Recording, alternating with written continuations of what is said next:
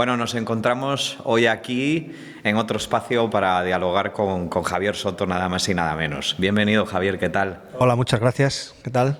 Muy bien, aquí estamos contigo, encantados de estar contigo. ¿Dónde nos encontramos? Porque el espectador verá un ambiente hoy un poco raro, ¿no? Bueno, esto es un poco como si fuese el interior de mi cerebro convertido en objetos, ¿no? Es un poco el concepto de la instalación. La instalación, digamos que de alguna manera aglutina varias líneas de trabajo mías y se complementa con una idea de lo que se denomina un site specific, que es un trabajo específico para un espacio determinado, como es el liceo en el Ayuntamiento de Navia, la Sala de Cultura y tal.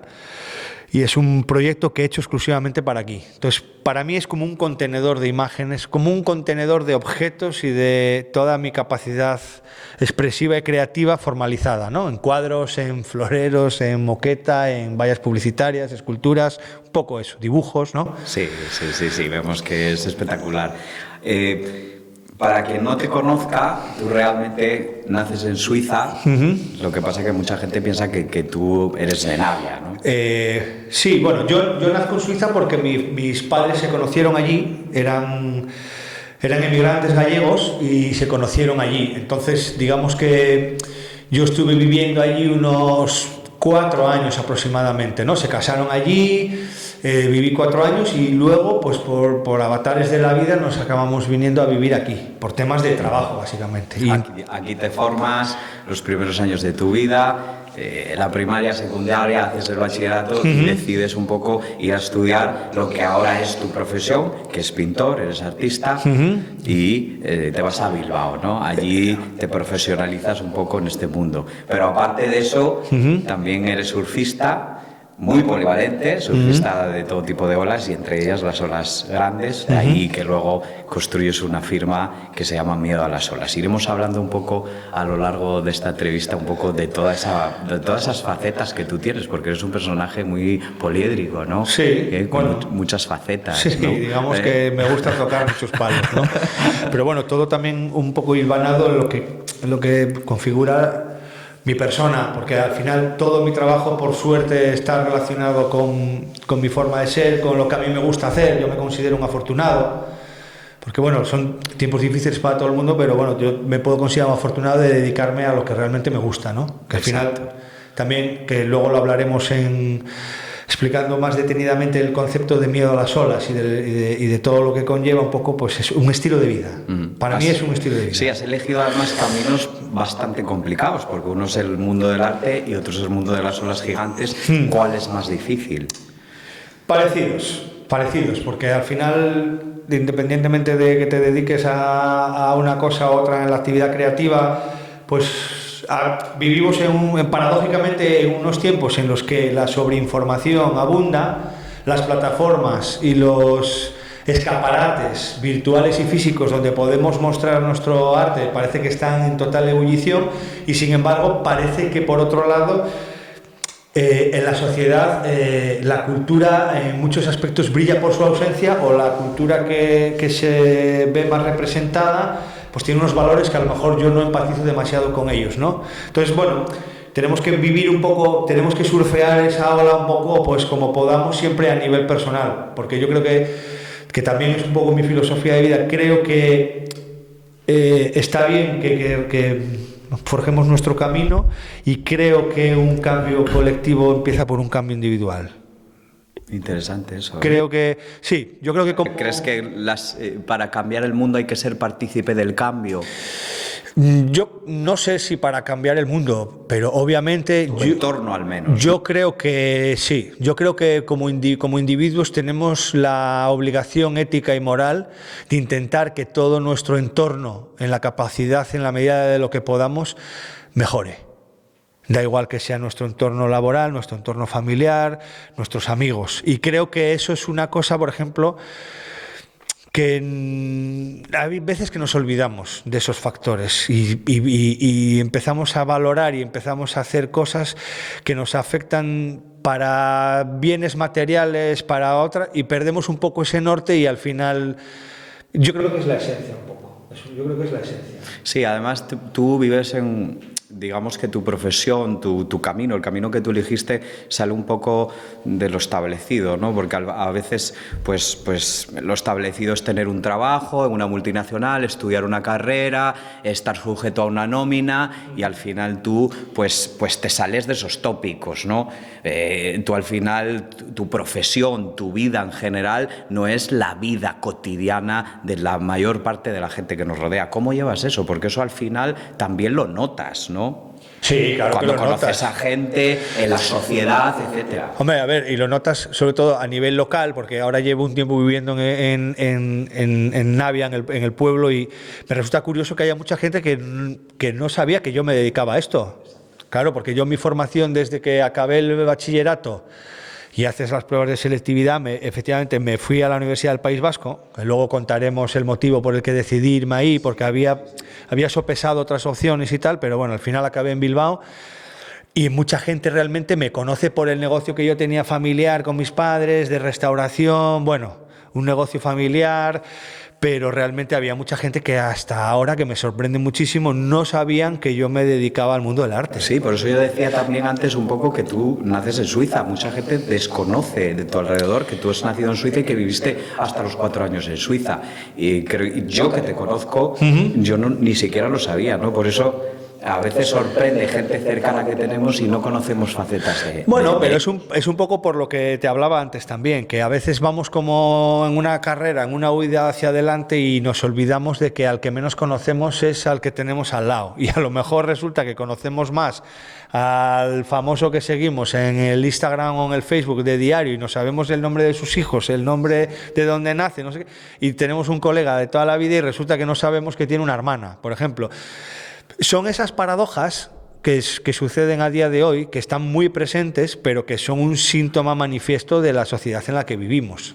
Por eso te preguntaba, ¿crees que en la sociedad todavía la profesión de pintor o de artista, o al menos en el núcleo en el que te rodea, ¿no? Que es un pequeño pueblo de Navia, que tú has decidido ahora instalarte aquí para crear tus proyectos y demás, ¿crees que la gente realmente es consciente de tu proyecto, de lo sacrificado que es llevar esta carrera hacia adelante, ¿no? Hombre, yo quiero pensar que sí hay gente que es muy consciente de mi desarrollo, pero si te tengo que ser sincero, creo que la mayoría de la gente sabe que yo pinto, saben que hago cosas, pero creo que no saben la trascendencia que puede llegar a tener, que yo espero también poder llegar a tener. Sí, a ver, tampoco quiero que suene como demasiado, no sé si ambicioso o demasiado arrogante, pero me da la sensación de que la sociedad a día de hoy no valora mucho el perfil de individuos como el que soy yo, que no le sacan el jugo. Exacto, yo iba más allá. Yo creo que ahí eso es verdad y yo lo siento por mí, que yo no estoy bien aprovechado. Yo no estoy aprovechado en el potencial que yo tengo. Las instituciones a nivel, ayuntamiento, instituciones y demás, ¿crees que apoyan lo suficiente a los artistas como tú? No, pero sobre todo de la zona. No lo han hecho y yo creo que no lo van a hacer simplemente porque la cultura a estos niveles no llega, ni la entienden. No llegan, probablemente no la entiendan en su mayoría y tampoco interesa. Al final, tú piensas que vivimos en un entorno donde la cultura son los grandes eventos con artistas, festivales, tal, cine consolidado, que ya la lucha que tiene ahora la industria del cine para que la gente vuelva al cine, porque la gente prefiere ver una película en una pantalla de ordenador de mala calidad por no pagar una entrada. Entonces, ¿qué te voy a contar de un tío como yo que se dedica a pintar? Que pinta con sangre animal, o que pinta calaveras, o que pinta tiburón. O sea, es que... Sobre las calaveras y los tiburones, yo cuando veo tus cuadros, y es verdad que al principio cuando los veía me chocaba, pero ahora que más me he metido más en las obras que creas, etcétera, has construido una serie de personajes, has introducido una serie de animales y has introducido una serie de colores que te definen mucho como artista. Yo podría ver un cuadro tuyo en cualquier sala del mundo y prácticamente sabría qué es tu cuadro. Bueno, a ver, eso por un lado es un piropo, porque realmente yo creo que la aspiración de cualquier artista es crear su propio vocabulario, su propio lenguaje y que sea reconocido. Y bueno, y por otro lado también es un síntoma quizás de madurez artística, que es un poco a lo que se tiene que tender, porque tú al final, a ver, vuelvo a lo de antes. Yo creo que la clave del éxito es, por un lado, hacer lo que te apetece, ser feliz todos los días un poco, ser consciente de que hay que ser feliz un poco, darse un poco de tregua y ayudar a los demás. Yo siempre he dicho, algunas entrevistas que me hacen y tal, me dicen, ¿qué implica para ti o qué has notado en el hecho de ser artista?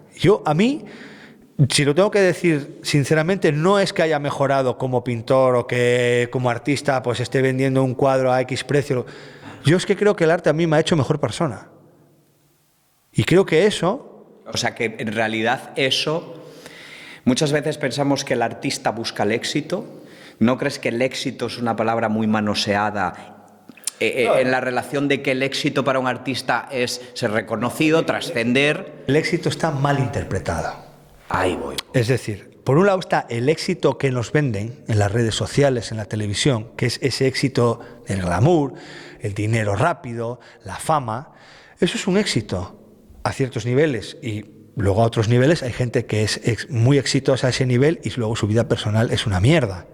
Y luego está el éxito que yo valoro más, que es el éxito del día a día. Para mí el éxito, ¿sabes lo que es? Que es una chorrada, pero yo ando mucho en la bici, yo voy a hacer mis recados por el pueblo. El éxito es que yo en 500 metros de recta del pueblo me encuentre con 150 personas y quizás 110 me saluden. Es decir, me conozcan y les apetezca saludarme y me den un buenos días. Y lo pienso muchas veces porque voy al pueblo a hacer compras y tal, y paso y a lo mejor en 50 metros me encuentro con 3 personas y me saludan las 3. Y digo, joder. Esa es una de las decisiones por las que no te has ido. Pues muchas veces pensamos que los artistas tienen que irse a Berlín, a Madrid, a Londres para crear. Yo me he ido. Tú te has ido cuando acabaste de estudiar en Bilbao, te fuiste a Los Ángeles. Sí, yo me licencié en la Facultad de Bellas Artes, hice el curso de doctorado. Me tocó vivir el efecto Guggenheim, cosa que le tengo mucho que agradecer porque yo me formé como asistente y como instalador de arte profesional ahí. Y hubo un periplo en el que yo trabajé ahí de casi 10 años y luego me fui, pero porque mi ciclo vital en Bilbao ya notaba que se había agotado y me fui fuera. No me fui a Londres, no me fui a Berlín, pero me fui a Los Ángeles. Los Ángeles es una ciudad... Sí, yo me fui, yo intenté, yo soy nómada, yo no tengo un lugar. O sea, tengo un lugar. Mi lugar de crecimiento y desarrollo en la infancia y en la juventud ha sido Navia, pero me cuesta mucho que a mí se me identifique como un artista asturiano, por ejemplo. Cuando yo vivía en el País Vasco, yo iba a Madrid y eso es interesante. Y pensaban, ahora te explico, y pensaban que yo era vasco, porque yo venía con artistas vascos, con exposiciones de contexto vasco. Cuando yo venía de Bilbao a Asturias, yo era el vasco. Cuando me iba de Asturias a Bilbao, yo era el asturiano. Pero no era nada de eso, porque no estaba identificado. Y de hecho, desde que yo he vuelto a Asturias, yo tengo un cierto problema de contexto, porque en Asturias se me está empezando a conocer, pero no se me asocia como artista asturiano. Ahora estoy empezando a ganar premios, estoy empezando a tener cierta repercusión, ciertas galerías que me representan aquí y tal, y se me empieza a conocer. Pero algo que yo hace tiempo daba por hecho que era así, es mentira, no era así. Entonces, eso le ocurre mucho a la gente que tiene doble nacionalidad, que ha vivido en el país materno o paterno, sí, eso le ocurre, y que no es ni de un sitio ni de otro. Ver, y luego yo siempre bromeo y lo hablo a veces con mi novia o con mis amigos y tal, y digo, es que yo no tengo un lugar, necesito un lugar, ya tengo una edad y me apetece instaurarme simbólicamente en algún sitio. Y yo creo que lo más natural es que me instaure en Asturias, porque yo he vivido mucha parte de mi vida en Asturias, pero casi he vivido tanto en el País Vasco como he vivido en Asturias, pero la infancia... Estuviste 15 años en el País Vasco. Sí, la infancia, la niñez, ya, pero yo me fui de aquí a estudiar a la universidad y yo tenía 18 años, o sea, 3 años más que en el País Vasco, la diferencia. Pero a mí la infancia en Navia me ha marcado mucho. Yo he sido terriblemente feliz en Navia. Yo he tenido una infancia que yo a día de hoy veo a los niños y no me dan pena, Bueno, sí, me dan un poco de pena porque yo estaba todo el día en la calle. Claro, ahora ha cambiado con las redes sociales y Cambió con todo todo. este mundo. Y el sistema de control por parte de los padres, y a lo mejor los padres prefieren tenerlos controlados en una habitación y que estén 8 horas jugando a la PlayStation, que están y antes estábamos Se hacían cabañas, se sí, jugaba, en los ibais- prados, en el monte, en la playa, en el parque, había época, y tú sabías que a X horas ibas a por el bocadillo y a X horas ibas a cenar. Y si llegabas tarde, pues bronca, bofetada, o bueno, cachete o lo que sea, tal, pero estabas en la calle todo el En día. aquella época nadie hacías ciclismo. De joven fuiste un ciclista. Bueno, hice muchas cosas. Hiciste skateboard Sí. y luego del skateboard pasaste A ver, al mundo del surf. yo tengo una cosa buena y mala a la vez. Yo tengo una cosa que considero que es buena porque soy muy bueno en muchas cosas, pero tengo una cosa mala que es que no soy la puta hostia en nada en concreto. Pero eso está muy bien, ¿no? Porque eres muy... A ver, está muy bien porque porque soy un tío hábil.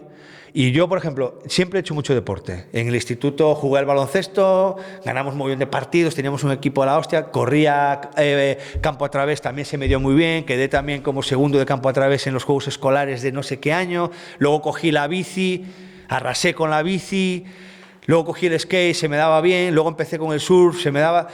Pero por ejemplo, no era un mega crack de hacerme ciclista profesional, de hacerme surfista profesional. Entonces, bueno, fui como tocando muchos palos. Me considero un afortunado porque se me da bien casi todo lo que hago, pero no soy un virtuoso, no soy un jefazo en una cosa. Es mi forma de ser. Ahora lo llevo mejor, pero hubo una época de mi vida que lo llevé mal porque yo tenía muchas inquietudes, pero no profundizaba en nada.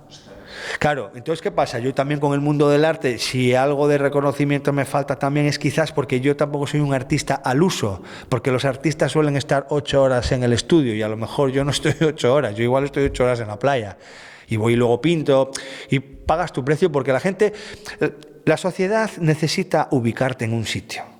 Entonces, el tío que anda en bici y trabaja en la fábrica, ya lo tienen ubicado. Este tío ya sabemos que hace esto, hace esto. El tío que se dedica a ser camionero es camionero y el poco tiempo que le queda va con los colegas y la familia al vermú. Pero un tío como yo despista a todo Dios. Y eso te estigmatiza. O sea, no encaja en la sociedad. No encajas en la sociedad. Entonces, no saben dónde ubicarte la gente.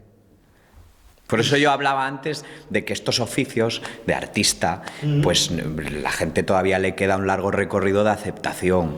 Sí, pero bueno, dedicas... pero yo creo que eso viene más porque, no sé, porque vivimos en un mundo en el que no se fomenta la cultura.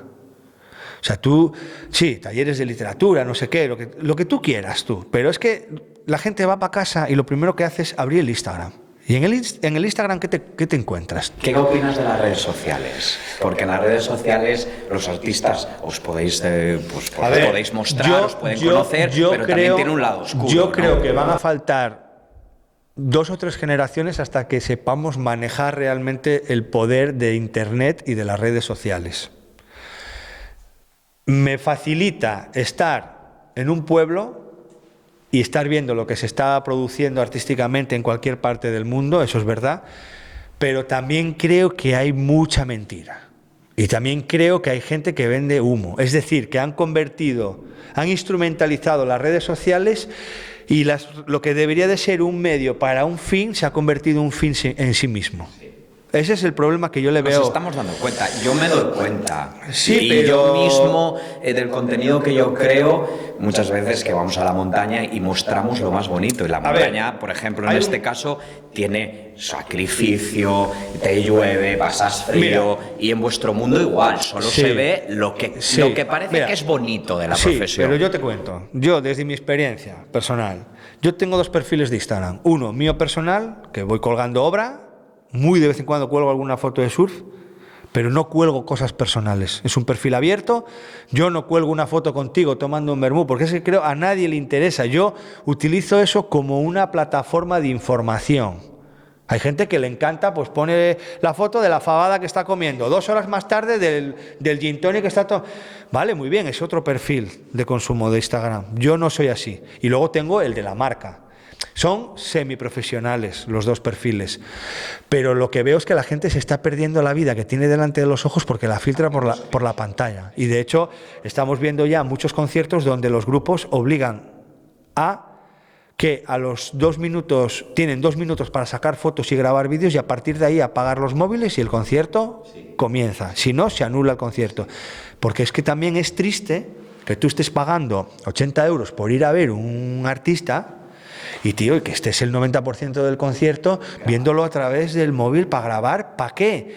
Pues sencillamente para que te den 80 likes, para que tus colegas te den la palmadita en la espalda y te digan, hostia, estuviste el otro día en el concierto de Coldplay, ¿no?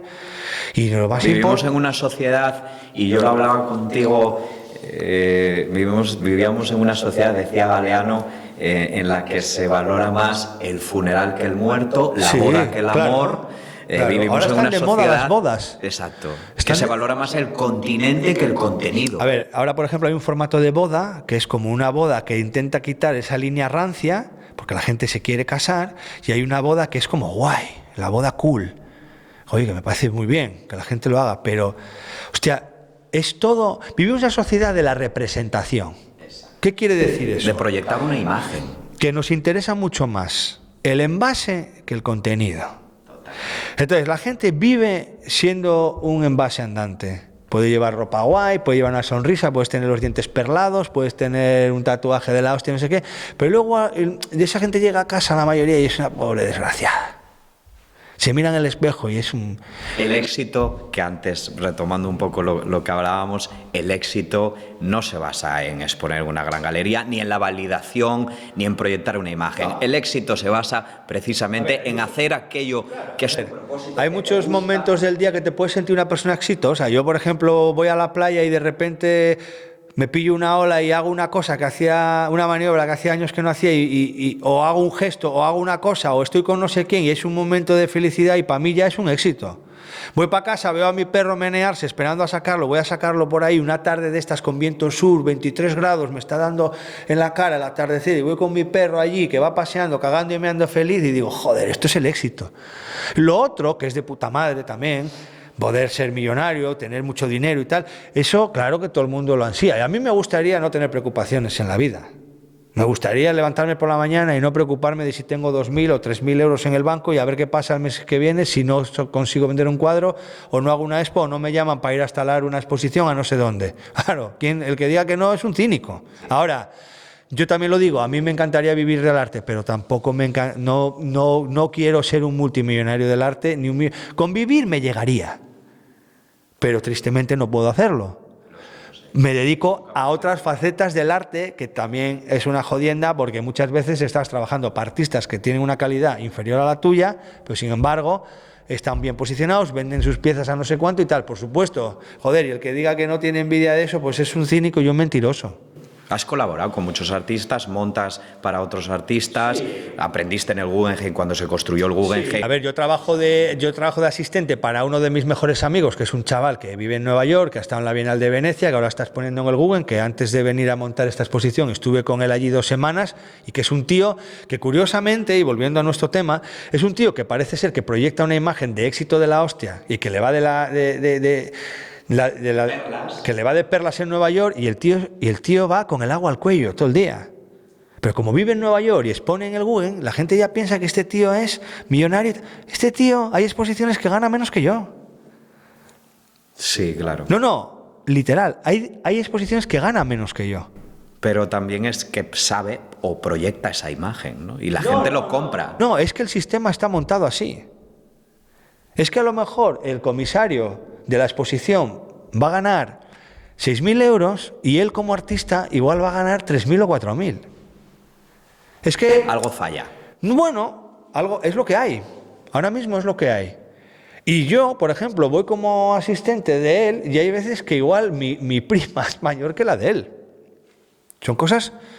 absurdas, pero vivimos en un mundo que tiene tantas ramificaciones que hay cosas que son absurdas, por supuesto que sí. Pero bueno, volviendo un poco al tema del éxito, yo creo que el éxito es vivir y hacer lo que te da la gana, cuando te da la gana, sin ofender a los demás, que creo que también vivimos en una sociedad en la que, y aquí me voy a meter en un tema turbio, como la exposición, pero es que me da la gana. No habíamos dicho el nombre de la exposición, nos encontramos en una exposición que se llama Turbio. Bueno, porque vivimos tiempos turbios, estamos en manos de locos ahora mismo, vivimos en manos de gente que gobierna las potencias mundiales, que son como monos con una metralleta, es que hacen y deshacen como les da la gana y son peligrosos. Entonces, bueno, vivimos en tiempos convulsos, en tiempos turbios, que parece que vivimos en esa sociedad del bienestar. El otro día leía un artículo de un filósofo asturiano, además, que decía que la filosofía y la política es el pienso de los pobres, porque los ricos no creen ni en la política ni tienen filosofía. Tienen la filosofía del dinero. Entonces el pobre o el trabajador tiene que apoyarse en la derecha, en la izquierda, en el centro, en los partidos políticos, en no sé qué, para justificar precisamente de algún modo pues su malestar o su mal en la vida. Y tiene que formarse unas estructuras personales, de ideas, de religión y tal, porque necesita justificar su vida. O el millonario, tristemente, habrá millonarios intelectuales, yo no digo que no, pero se fomenta mucho la meritocracia, se fomenta mucho el oportunismo y sobre todo se fomenta mucho que da igual que hagas lo que hagas, tú mientras ganes dinero es de puta madre, aunque vaya en contra de tus ideas políticas, da igual eso, si te van a meter 3.000, 4.000 al mes en el banco, ya, pero es que luego pasa que tienes 60 y pico, estás hecho un Cristo, ya te dice el médico que el colesterol por las nubes, que te da la gota, que la artrosis y tal, y sí, tienes miles de euros en el banco, pero no tienes energía para disfrutarlos. Y ahí me parece mal que a la juventud y a la infancia, que tanto se la critica, que son los que van a ser la clase trabajadora de dentro de X años, no se les apoye, no se les forme como hay que formárseles, no se les eduque y simplemente estemos a ver qué pasa con ellos, y si me sale futbolista y es medio bueno, ya pienso que tengo a Cristiano Ronaldo aquí, y a lo mejor el guaje es un maleducado y no ha leído un libro en su vida. Entonces yo lo veo mal, yo veo un futuro muy negro, pero porque socialmente tenemos también una falta de empatía acojonante. O sea, es que nos da igual cómo esté el de al lado, mientras yo esté bien, a mí me da igual cómo está el de al lado. Eso es un mensaje que se fomenta constantemente, y da igual. La competitividad. Bueno, la competitividad siempre ha habido y la tiene que haber, y me parece bien que haya competitividad, y el que es bueno en algo se merece tener un respeto y se merece tener una consideración, y si puede vivir de ello, de puta madre. Lo que veo mal es que haya trepas que son malos en lo que tienen que hacer, en lo que les pagan, pero son buenos escalando posiciones y pisoteando al de al lado. Eso es lo que yo veo mal. Es un mundo depredatorio. No, y me voy a meter, es que la política... y me voy a meter en un tema turbio, volviendo un poco al tema. Y voy a pensar, y voy a dar mi opinión de lo que pienso del sentido de la democracia. Yo pienso, y creo firmemente, que la gente no está preparada para vivir en la democracia que nos han vendido los políticos. Porque la gente se cree que todos son derechos y que no hay obligaciones. Entonces vivimos en una sociedad de gente enojada y de gente que piensa indignada, que el Estado y la política tienen que solucionar sus problemas. Indignada. Enseguida se queja. Tienes a un vecino que pone la música toda hostia a las 8 de la mañana un sábado, y como vivimos en democracia, aquí no se puede decir nada porque el tío, ya, yo es que vivo la igualdad. No, perdona, tío. Tienes que entender que yo igual tengo críos o que yo trabajo a turnos, ya a las 8 de la mañana un sábado, no, pues bájame un poco la...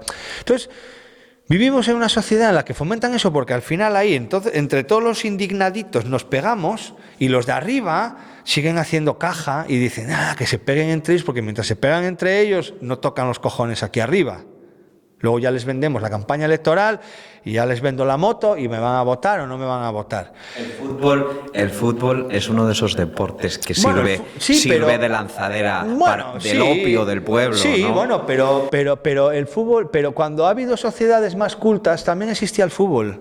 El problema no es ese, el problema es que llevamos demasiados años, varias generaciones que no se ha cultivado ni la filosofía, ni que la gente tenga cierta cultura. Ya no saben leer, ahora con la inteligencia artificial los chavales hacen los trabajos de clase, ya es que no saben escribir. Y dicen, es que ¿para qué necesito yo escribir sin faltas de ortografía? Coño, tío, pues para que no seas un ignorante, joder, y para cultivarte. Sí, sobre todo. Yo no digo que tengas que leerte el Quijote con 12 años, pero hostia, si me mandas un WhatsApp, escríbelo bien, desgraciado. Luego el vocabulario, digamos que el vocabulario lo asimilamos a través de la lectura y el vocabulario es tu carta de presentación. Cómo tú hablas, y las palabras. Y leer te construye el cerebro. Exacto. Cómo narras tus historias, cómo las construyes en tu cabeza, cómo las proyectas hacia los demás. Sí. Claro, la cultura es importante. Joder, ya lo decía Séneca, ya lo decían todos. La democracia, como decía Sánchez Dragó en una entrevista que leí, que vi en la tele de él, me parece que era acojonante, que decía que él creía en la democracia de los estoicos. Y la democracia de los estoicos es que la clase social, para que se le trate con democracia y para que seas un ser democrático, tienes que hacerlo por méritos. Entonces a mí me parece bien. Tú eres un vecino que no empatiza con los demás, que estás puteando, que vas a lo tuyo, que no sé... No, tío, no, aquí hay que vivir por el bien común, tío. Y hay que intentar llevarse todos bien y que seamos todos majos con todos y ayudarnos y lo que sea. A mí no me vale eso de, no, como vivimos en democracia, yo hago lo que me sale de los cojones. Yo voy muchas veces allí al mirador de Navia a ver el mar y veo peña que tiene el coche impoluto por dentro, un coche de la hostia, tuneado, no sé qué, pero luego acaba en la cajetilla de tabaco, tío, y va a la carretera. Acaba en una bolsa de Doritos, una lata de Coca-Cola y a la carretera. No, joder. Tú que eres un amante de la naturaleza, de las olas, ¿cómo ves esto del cambio climático? ¿Crees en él? ¿No crees en él? Yo soy muy... ¿Crees que es una mentira? No, yo no creo que es una mentira. Yo creo que evidentemente las estaciones están cambiando y que todo está cambiando porque el ser humano evoluciona a un ritmo con unas consecuencias letales. Ahora, ¿qué pasa? Que yo también creo que el día que nos tengamos que extinguir, nos extinguiremos, como se extinguieron los dinosaurios. Ahora no me pares el tema y me digas, no, es que ahora coches eléctricos... No, perdona, o sea, ya vamos para adelante con todo el equipo histórico. En la línea del espacio-tiempo del cosmos somos una minucia, o sea, los dinosaurios han estado mucho más que nosotros aquí y no pasa nada si nos extinguimos y esto arranca otra vez de cero, pero ahora no me putees los 40 años de vida que me quedan. No, vamos a ser consecuentes, sí. Legislaciones, sí, de no puedes tener bien, esto, lo otro, etc. Hostia, pero vamos a ser realistas, tú. De aquí a los próximos 150 años, que todavía es lo que se calcula que puede quedar de combustible fósil, sí. Hostia, vamos a ver, ¿no? Igual es más importante que le controles los viajes con el jet privado al menta de turno que andar puteando a un tío que se va de vacaciones a Canarias en Semana Santa con la familia y no, es que se restringen los vuelos, no, es que no puedes entrar con tu coche en el centro de Madrid. Hombre, vete a la mierda, ¿sabes? Vete a putear a otro, joder. Sí. Yo soy autónomo, yo pago 400 euros al mes, ¿sabes? Tengo un coche de hace 25 años que consume un 5%. 5 litros a los 100. Pero ya no vas a poder entrar en muchos centros de ya ciudades. Me están coartando mi libertad. Sí. Y es un coche que contamina mucho menos que cualquiera de los armatostes nuevos que hay, incluso que los eléctricos. Nos están engañando constantemente. Entonces, joder, estamos entrando al trapo de toda esa mierda. El plástico es uno de los grandes problemas en los océanos. Tú que haces surf. Sí. Eres consciente de que el plástico ha de ser una cosa... No, pero el problema es el ser humano. O sea, el ser humano no tiene rival directo bueno, curiosamente los rivales más potentes que tiene el ser humano están siendo los microorganismos, a través de los virus y de todo. Yo, es que te soy sincero, tío. Yo creo que como raza dominante nos están saliendo enemigos constantemente porque esos enemigos son la evolución. Y si nos tenemos que morir, incluido yo, mira, yo cuando empezó lo de las vacunas, yo no soy pro vacunas al 100%, pero entiendo que la gente demandaba una solución y se le dio una solución, que son vacunas, con unas pruebas en meses que eran mucho menores que cuando trabajan con las vacunas, digamos, de toda la vida, que 36 meses, lo que sea. Pero se puso una solución sobre la mesa y probablemente se hayan evitado muchas muertes. Yo me puse la vacuna. Y a lo mejor sufro las secuelas, mañana o pasado me pega un ictus o gente que dice que tiene problemas cardíacos, arritmia, tal. Ahora, yo te digo una cosa. Si a mí me dices que poniéndome la vacuna vamos a salvar no sé cuántas vidas, pero yo tengo riesgo de que me dé un infarto, yo voy para adelante con todo el equipo. Digo, pues si me toca, tío. A mí no me toca los cojones. La gente que dice, no, yo voy a esperar a que la gente se ponga la vacuna y yo luego ya veo. No, tío, tú eres un hijo de puta. Lo que quieren es ver si le pasa algo al vecino. Porque toda esa gente que no se quiso vacunar, ya, pero toda esa gente que no se quiere vacunar y no quiere entrar a trabajar en cadena en la sociedad, porque al final eso es trabajar en cadena, cuando está jodido del COVID, sin vacunarse, va a urgencias. No. Cuando te pongas malo, en vez de ir a urgencias, que lo estamos pagando todos, pero tú no te estás vacunando porque tú ya eres el más listo de la clase, y dices, no, que se vacuna otro, a ver si le va a salir un tercer ojo. Pero cuando te pones, estás jodidón, vas a urgencias y vas a la sanidad pública. No, págate una privada. Vete a una privada y sé consecuente con tu discurso.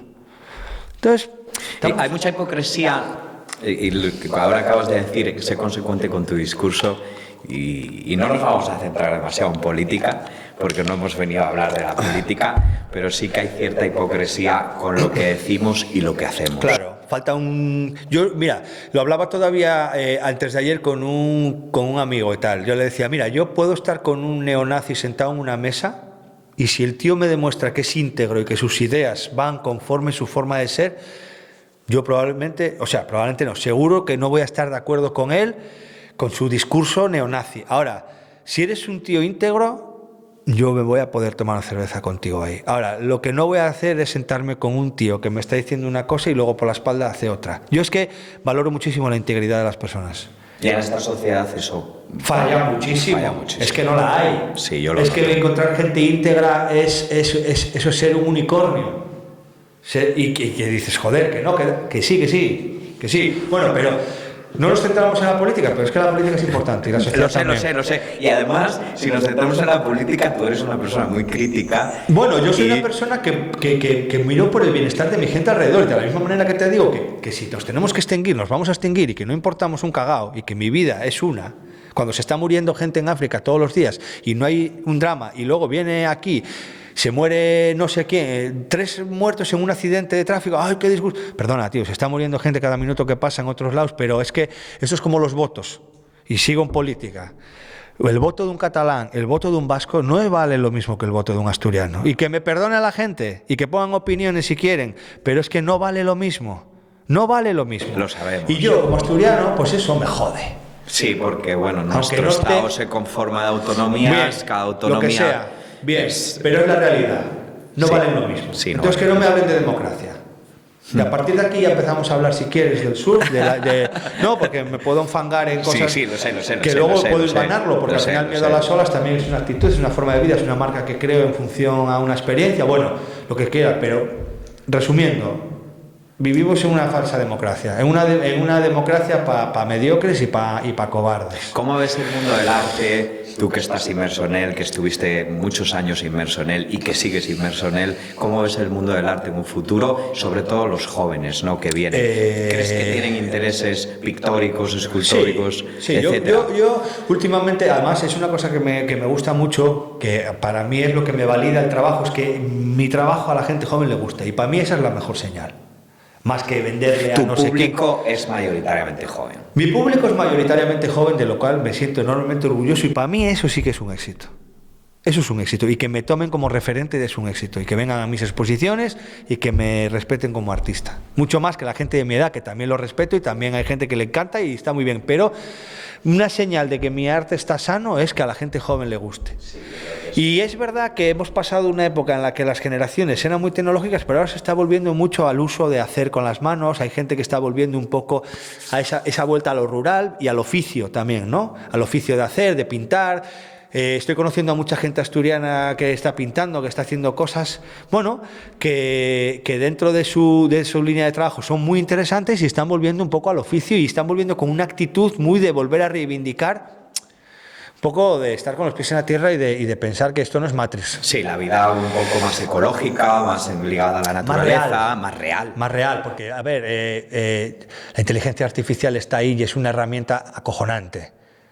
Es una herramienta que para ciertas cosas es acojonante. Ahora, que no se piense la peña que de la misma manera que cuando van a una exposición te dicen es que esto lo puede pintar Mi hija, y le digo, claro, como le dije una vez a uno, le digo, claro que tu hija lo puede pintar, pero tú no. ¿Sabes? O sea, tú no. La IA puede hacer cosas, pero hay una cosa que se llama esencia y hay una cosa que se llama alma creativa. El alma. El alma perdura. El alma perdura. Entonces la IA está ahí, es una herramienta, ya digo, que acojonante, que va a hacer que avancemos la de Dios, pero hay cosas que todavía... La IA no te va a hacer una fabada. Sí, no. No te va a hacer una fabada. No, está claro, ¿no? Los trabajos más normalizados hace 30 años, que era fontanero, albañil... Yo uso la IA. Todas esas cosas. Yo escribo un texto para ciertas cosas y tal y cual y lo paso por la IA. Pero lo escribo yo, no le digo a la IA que me lo escriba, pero... Lo paso por la IA y luego si considero lo modifico, lo que sea. Yo no estoy en contra. Yo estoy a favor de que las cosas que avanzan y que siguen funcionando y que tecnológicamente nos sirven para mejorar calidad de vida, yo las apoyo. Ahora, yo no soy un hipócrita. Y tampoco voy a decir que está bien una cosa, que empiece la IA a hacer guiones de películas, tal, que probablemente haga guiones buenos, pero yo es que sobre todo valoro al individuo. Que es que nos olvidamos del individuo, es que está todo Dios ahora con la IA que no cagan, pero hostia, nos olvidamos del vecino, nos olvidamos del pariente. No sé, creo que tenemos que volver un poco a nuestra identidad, porque ahí las películas de ciencia ficción sí que han atinado bastante bien, ¿eh? Películas, por ejemplo, como Blade Runner o así, que te están hablando, pues eso, de la falta de alma en la sociedad y tal, y eso no se puede perder, porque es lo que nos queda. La IA va a ser superior a nosotros intelectualmente, seguramente en muchas cosas va a tener más capacidad de aunar información que un cerebro humano, por supuestísimo, pero no va a tener la capacidad de querer, no va a tener la capacidad de sentir, la capacidad de creativa del ser humano. En ese sentido, sí, yo estoy de acuerdo contigo. Yo creo que vivimos tiempos muy buenos y muy malos a la vez. Vamos a centrarnos un poco en otra faceta que tú tienes, porque aparte de ser pintor, artista, también eres un surfista, ¿no? Uh-huh. ¿Y a qué años empezaste a hacer surf? ¿Cómo vino el surf a tu vida? Yo empecé con el skate, con el monopatín. Yo creo que estábamos en la escuela. En los 90 más o menos. Sí, en los 90 había una cosa que se llama EGB, la enseñanza general básica, que a mí me tocó. Y yo creo que fue en cuarto o quinto de GB yo me empecé a ver los primeros patines por aquí, esos Sancheskis naranjas que había, la peña bajando por aquí, para allá. Y luego ya empezaron a llegar modelos un poco más sofisticados, ¿no? El skate tradicional, ¿no? Sí, el skate ya de tabla de madera. Yo me acuerdo que la primera que compré, la compré en Deportes Chichi, era un Pro Model de Sancheski, y me acuerdo que ya le quité el taco que llevaba para frenar atrás, para poder hacer olis. Bueno, ya empezabas a tener un monopatín que aparte de bajar cuestas te dejaba hacer truquitos y tal. Y ya ahí es que ahí hubo una época que empezó a entrar como toda esa tendencia americana, ¿no? Californiana. Y empezaban a llegar los VHS de skate y tal. Y empezamos con el skate, un grupo grande de chavales. Empezamos con el skate y luego de alguno de esos, por primos mayores que tenían y tal, empezaron a tener ya tablas de surf. El surf, además, muy cercano a Tapia de Casariego, a Navia. Claro. Tapia de Casariego es una influencia muy grande. Para nosotros Tapia fue muy importante. Me acuerdo, cuando nosotros íbamos a surfear a Tapia, íbamos en bus o a dedo. Íbamos en bus y ya nos íbamos cambiando en el bus, en el alza, íbamos cambiándonos ya y echábamos el día en Tapia y luego nos volvíamos. No había neopreno, tengo entendido que los primeros baños que os pegabais, utilizabais algún jersey de lana y alguna jersey cosa de lana, las licras que robábamos en algún campeonato, pero bueno, eso fue muy poco, eso fue 2 meses de invierno porque joder, era insufrible aquello, y luego ya fuimos consiguiendo algún traje de buzo, tal, pero bueno, ya empezó el material como a... Y te enganchó, es decir, el surf fue un deporte que realmente te enganchó. Sí, yo ahí en el skate me gustaba, pero cuando ya empecé con el surf, que yo empecé de los últimos, de toda esa generación que hubo de chavalería en Navia que empezó a hacer skate y luego fue pasando progresivamente al surf, yo creo que fui el último o el penúltimo. Y yo creo que ahora eres casi el único. El único de tu generación que sigue haciendo surf, o de los pocos. Bueno, pasó la vida. Y la vida, ¿qué hizo? Que mucha gente cuando se fue a estudiar fuera, mucha gente se fue a Madrid, se fue a sitios que no había coste y dejaron el surf. Porque empezaron a estudiar, solo surfeaban en Semana Santa o Navidad, pero claro, ya lo fueron perdiendo porque es un deporte que si no le das continuidad te agobias un poco.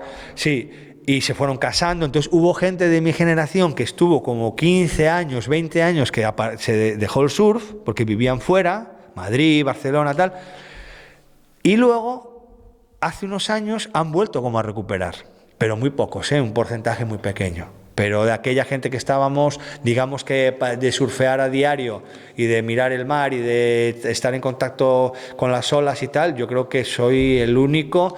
Hay gente que entra fines de semana y tal, y ahora han vuelto unos cuantos de remesa, pero hubo una época que igual era el único de mi generación. Hay una cosa que me llama la atención, ¿no? Yo he hecho algo de surf, tú lo sabes, hemos coincidido alguna vez en el agua, yo he aprendido de ti mucho, pero en el surf, que es un deporte realmente muy difícil, de los más difíciles que yo me he echado a la cara, ponerte de pie encima de una ola, de espaldas a ella, sobre todo bajar la ola e introducirte en la pared, el take-off o el bottom es una de las maniobras más difíciles, pero en el surf hay una cosa, ¿no? Romper la barrera del 1,5 metros, 2 metros para arriba. Esa evolución, ¿tú cómo consigues romper el ser un surfista convencional, de olas convencionales de playa, en el que pues, puede romper una ola de 2 metros, a pasar a olas, pues como hablábamos alguna vez, ¿no? De 4, 5 metros, 6 metros de altura, que realmente te juegas la vida?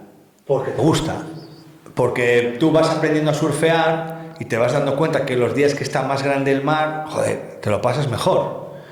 Y te lo pasas mejor cuando te cae una espuma encima, una ola encima, sacas la cabeza, angustia, momentos de presión, sí, porque la gente tiene que darse cuenta de que esto no es lo que vemos en los vídeos. No, a ver, ahora ya no, porque ya estoy en otro nivel, pero cuando tú empiezas a crecer, a madurar como surfista, y lo que dices tú, pasas de ese metrito de playa a empezar a buscar desafíos, que no todo el mundo lo hace. Eso va mucho con la personalidad de la gente. Hay gente que surfea muy bien. Yo tengo amigos que técnicamente son buenísimos, surfeando en olas de 1 metro de playa son la hostia, pero no quieren más, se contentan. Pero es porque hay miedo. No, es porque con eso ya están felices. El día que su playa está de 2 metros, se van a otra playa a buscar su metro, 1,5 metros, donde están en su zona de confort. Claro que hay miedo. Claro, ¿a quién no le gusta bajarse una ola de 5 metros? Y eso es la polla. Pero no lo necesitan para vivir. No tienen el fuste suficiente como para decir, hostia, hoy me levanto, he visto las previsiones, hoy hay un mar de 4 metros, hostia, voy a ir a donde esté bien y me voy a tirar allí con lo que sea. Porque eso ya es otro deporte. ¿Por qué dentro de ti hay eso? ¿Por qué tú buscas eso? Bueno, porque tú pasas de surfear olas de 1,5 metros a querer surfear olas de 4 metros. Primero, porque te gusta esa sensación. Segundo, tienes la personalidad lo suficientemente fuerte como para poder asumirlo, y porque vales para ello.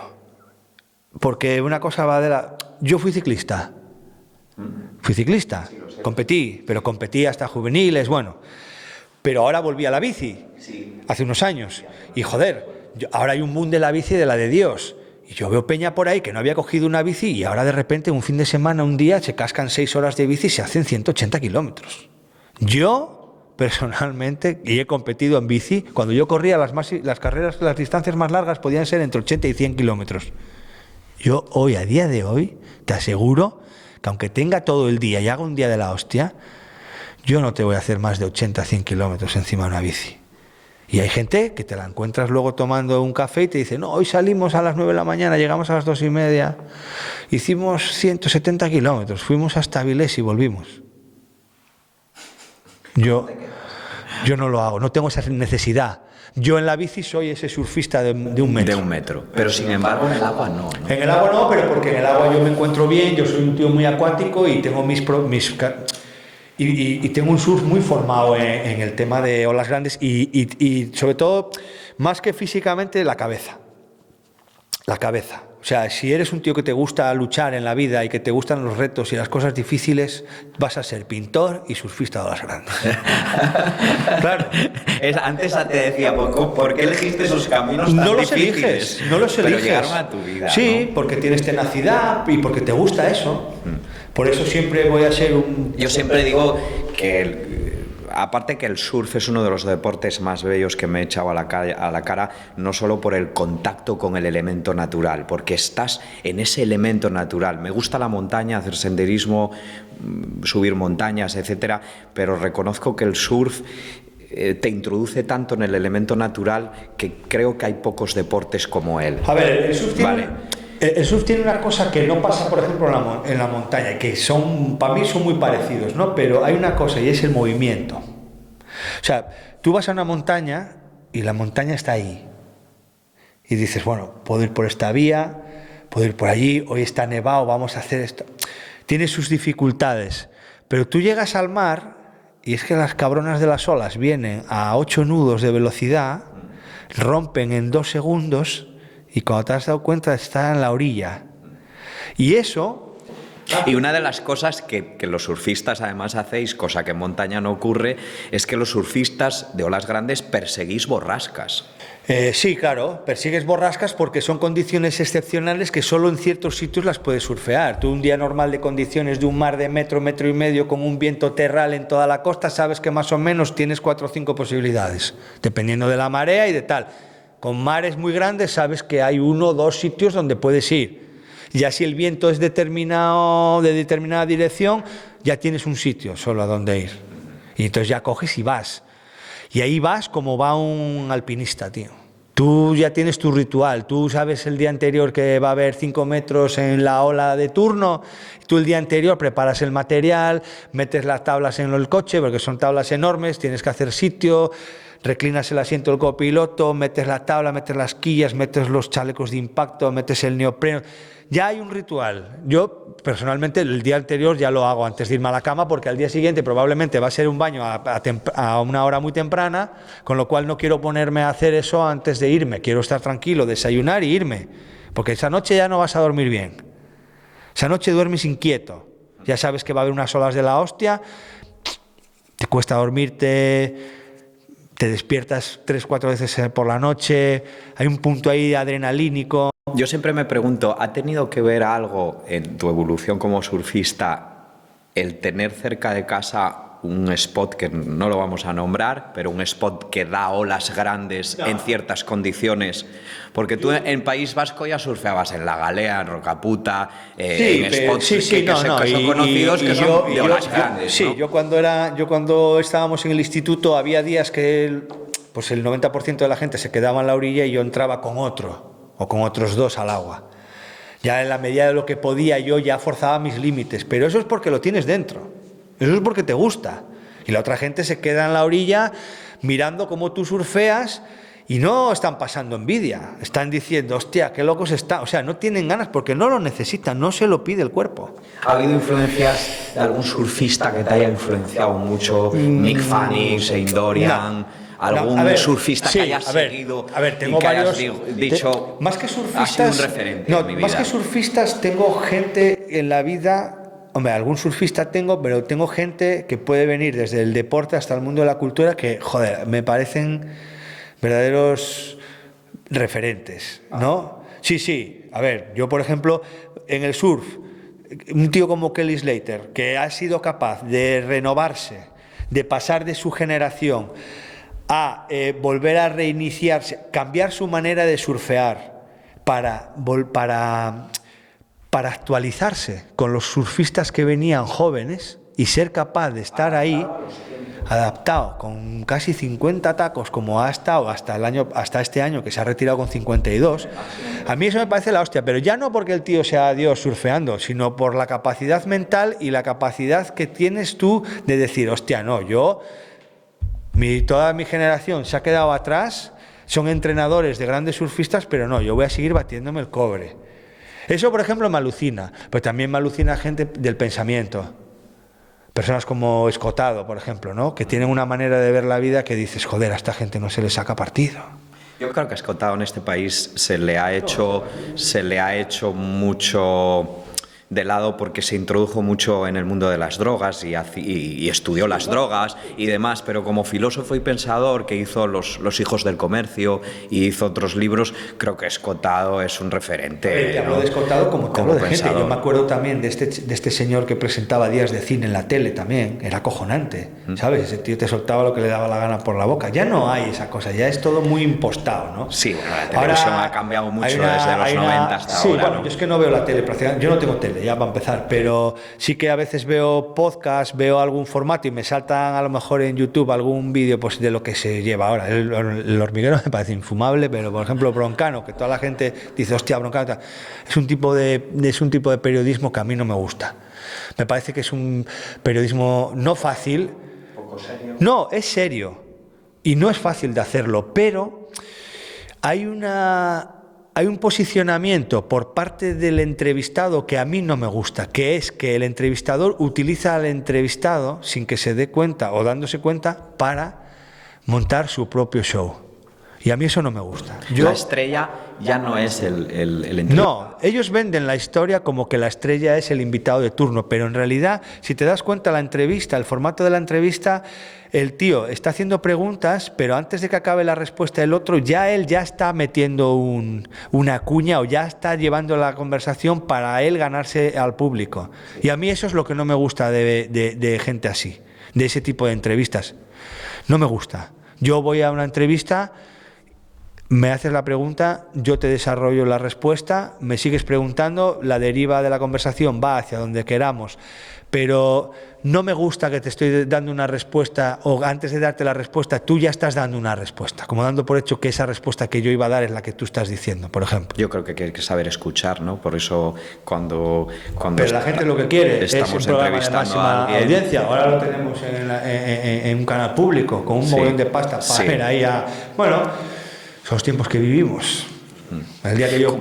En este sentido, ¿cómo ves el mundo del surf? ¿Cómo ha derivado el surf? Porque dentro del surf hay muchísimas disciplinas. Igual. Pero hay una disciplina que yo creo que los surfistas como tú, que buscáis la remada, porque también la gente que nos estará viendo, mucha gente conocerá el surf y otros no. Los que no conocen el surf tienen que darse cuenta que cuando cogemos olas de 5 o 6 metros de altura, la remada es súper importante y bajar la ola es quizás el punto más crítico de todo el proceso, ¿no? Y esto, Laird Hamilton, digamos que innovó o diseñó un nuevo tipo de surf que se llama towing, que ahora se está haciendo mucho pues, en lugares como Nazaret, como Yaos, grandes lugares que dan olas muy grandes, y que ahora el concepto del surf, ese surfer o free surf, ese surfista que lleva una evolución, que se prepara durante toda la vida para domar una ola de 5 o 6 metros, ese concepto parece que ha desaparecido con el towing. Bueno, no es que haya desaparecido, pero sí que se ha abierto mucho el abanico, por ejemplo, para gente que técnicamente no es tan buena pillando olas grandes a remada y sin embargo con el towing les permite que esa técnica hace que puedan pillar olas enormes que de otra manera no pillarían. Pero bueno, cada uno elige lo que quiere. El surf ahora mismo, el surf de las grandes ahora mismo se conoce sobre todo aquí en Europa por Nazaret. Sí. Y Nazaret ahora mismo es como la meca del surf de towing y se meten ya en unas condiciones horrorosas, con olas de 10 metros, de 15 metros, con el mar todo revuelto, porque al final allí hay 2.000 personas mirando como un tío que igual es alemán o ruso o de no sé dónde está bajando una ola, que yo no le quito mérito a ese tío, pero yo a ese tío no le conozco de haber visto, no le he visto surfear una ola remada, por ejemplo, pero no todos, hay profesionales muy buenos de remada que están yendo a Nazaret, cuidado. Pero Axi Muniain es uno de ellos, ¿no? Nick Borrup, Nacho González, bueno, mucha gente, Lucas Chumbo, o sea, mucha gente, sudafricanos, como Tuggy Baker, bueno, mucha gente que es muy buena. Pero yo de lo que hablo es que se ha perdido esa esencia del surf. No se perdió porque hay mucha gente en cierta medida, ¿no? De aquellos Greg Knoll que surfeó en 1970 una ola de 6 metros en Hawái, que nunca hasta entonces se había visto. Sí, a ver, no se ha perdido. Ese surf de remada, de estar tú solo en el agua, de hoy los equipos de rescate. Cuando tú surfeas, tú por ejemplo, tú tuviste un incidente muy grave haciendo surf, de ahí nace un poco la marca Miedo a las Olas. Sí. Cuando tú en este spot, que además creo que es muy, muy, muy personal para ti, es un lugar muy querido, estás surfeando y de repente... Cuéntanos un poco, ¿no? Pues es mejor que nos lo cuentes tú, qué es lo que ocurre, ¿no? Tú estás surfeando en olas de 4 o 5 metros. A ver, yo te cuento, pero primero déjame un poco responderte sigo con el Tawin todavía. Es la evolución natural. Al final tienes una moto que te arrastra, puedes pillar una ola de 10 metros, perfecto, me parece genial. Yo ya no me meto ni en la historia de si quemas combustible fósil como hace algún purista y tal, que dice, no, es que tal. Es inevitable que eso suceda, porque los medios avanzan, la información avanza y la gente lo hace. Lo que se ha hecho es que la evolución natural de los surfistas de olas grandes era gente que ya con cierta edad iba progresando en su surf, cada vez iban pillando las más grandes y también se iban apartando un poco de la marabunta de la playa normal y querían surfear con menos gente. Entonces empezaron también a surfear olas en sitios donde la gente no se atrevía. Eso es uno de los motivos. Y luego está el hecho de que tú necesitas pillar olas grandes porque tienes un perfil de surfista de ola grande. Y luego el Tawin ya es otra historia, ¿vale? Pero volviendo ahora a encauzarlo con el tema que me has dicho de mi mi accidente en una ola de aquí, de la zona, que simbólicamente para mí implicó muchísimo, porque cuando antes hablábamos de la historia de que cuando estábamos en la playa éramos colegas y tal, lo de las olas grandes, ¿cómo sucedía? Pues mira, sucedía que en la playa de Navia, el día que estaba de 2 metros, allí entrábamos 2. Pero yo siempre veía una ola mucho más atrás, que yo siempre decía, aquella ola la voy a surfear, y la gente y los colegas me decían, no, estás chiflado, tal. Sí, yo voy a surfear aquella ola algún día. Y efectivamente eso sucedió un día que coincidí aquí con otra persona y la surfé por primera vez. Él la había surfeado 2 veces antes solo, y ese día, el día que entraba yo por primera vez, el día era como la tercera vez que entraba. ¿Podemos hacer mención de Sí, se llama Tony Wood, es una persona que a mí me enseñó mucho del tema de olas grandes y es una persona con la que he surfeado muchísimo, he viajado con él a Sudáfrica y bueno, le tengo mucho aprecio, mucho cariño y para mí... Yo creo que es una persona muy querida aquí en el occidente. Sí, es una persona muy querida y es una persona que a nosotros de alguna manera nos ha enseñado un poco, aunque yo ya venía del País Vasco, pero sí que en Asturias, por ejemplo, y en la zona de la Mariña Lucense ha enseñado un poco lo que es el tema, cómo gestionar situaciones de riesgo en olas grandes, cómo entrar, cómo mirar, qué días entrar, Hombre, él nos ha enseñado mucho, por supuesto que sí. Él es un purista. Él es más radical que yo, sí, todavía en ese sentido, porque yo a mí que la gente entre con las motos me da igual al agua. Él si entran las motos al agua y estamos en el agua ya empieza a despotricar, que las motos no sé qué, tal. Bueno, no le gusta tampoco el ambiente competitivo en el agua, tal. Bueno, es mucho más purista, pero también, bueno, hay que entender que cada uno es como es y hay que respetarlo. Y yo, en su día, no era un día especialmente grande, un día surfeando, estaba él conmigo en el agua y había más amigos míos de Salinas en el agua y creo que estaba también Pablo no sé si estaba, bueno, estaba Jacobo que falleció y Carlos Alberto y estaba Tony también y no sé si estaba Charlie Meana, no me acuerdo muy bien quiénes estábamos y yo entré primero al agua y me acuerdo que pillé 2 o 3 olas y de repente en la tercera ola ellos estaban remontando, venían por las piedras, yo me caí en una ola y en una trayectoria que intenté entrar al tubo pero luego me hizo una cosa rara, me aplastó el labio contra la tabla, me rompí las 2 rodillas, me jodí los gemelos. Déjame leer porque yo tengo por aquí apuntado algo y dice: rotura del ligamento cruzado interno en una pierna, distensión del mismo en la otra pierna, fractura del menisco, rotura de fibras en ambas piernas y se giran las tibias en ambas piernas. Para que los espectadores se hagan una idea, tú cuando bajas hay más cosas. Sí, ¿verdad? hay contusión ósea, popliteo. Contusión ósea, efectivamente no lo leí. Sí, está los meniscos externos de las 2 piernas. También. Para que la gente se haga una idea, es decir, cuando tú bajas la ola aparece un doblez, una doble ola, que es muy famoso en Cyclops, con las en las que aparece. Hay un cambio muy radical de profundidad, entonces la ola en vez de llevar el transcurso natural de levantar así, levanta así, pero a lo mejor en la base de repente levanta otro escalón, sí, porque cuando va hacia adelante, ahí vuelve a hacer un chupón, no lo gestiona de manera natural, entonces hace como un escalón. Y ahí es donde a mí me trincó. Tú evitas meterte ahí dentro. Sí, yo iba así y cuando me hizo el escalón intenté bajar en recto para salvar ese escalón y ahí es cuando me cae el labio encima. Pero no era un día de los más grandes que pero hubiéramos te surfeado. cae, para que la gente se dé cuenta, en una ola de 4 o 5 metros te cae el labio encima. En los hombros. En los hombros tú llevas escarpines, con lo cual... Sí, yo llevo unos botines porque era invierno, entonces ¿qué de pasa? Neopreno. En vez de deslizarme yo de la tabla y caer al agua, eso es. La ola me aplasta contra la tabla. Encima, en esas olas vamos con tablas muy grandes. Me aplastó contra la tabla. Entonces me abrí de las piernas así, como cuando te sientas en posición de budista, pero encima de la tabla y con el impacto. Entonces yo ya automáticamente debajo, en el revolcón de esa ola, yo ya eché mano a las rodillas y yo noté que las rótulas estaba todo en su sitio tal, y dije, va, a ver qué pasa aquí, pero esto va a ser todo de ligamentos, tendones. Y subí arriba, pillé aire y de repente, hostia, como a los 5 segundos empecé a notar dolor en las piernas y que las movía como a tramos, como los muñecos de Hyperman, que las movía, pero las movía a tramos.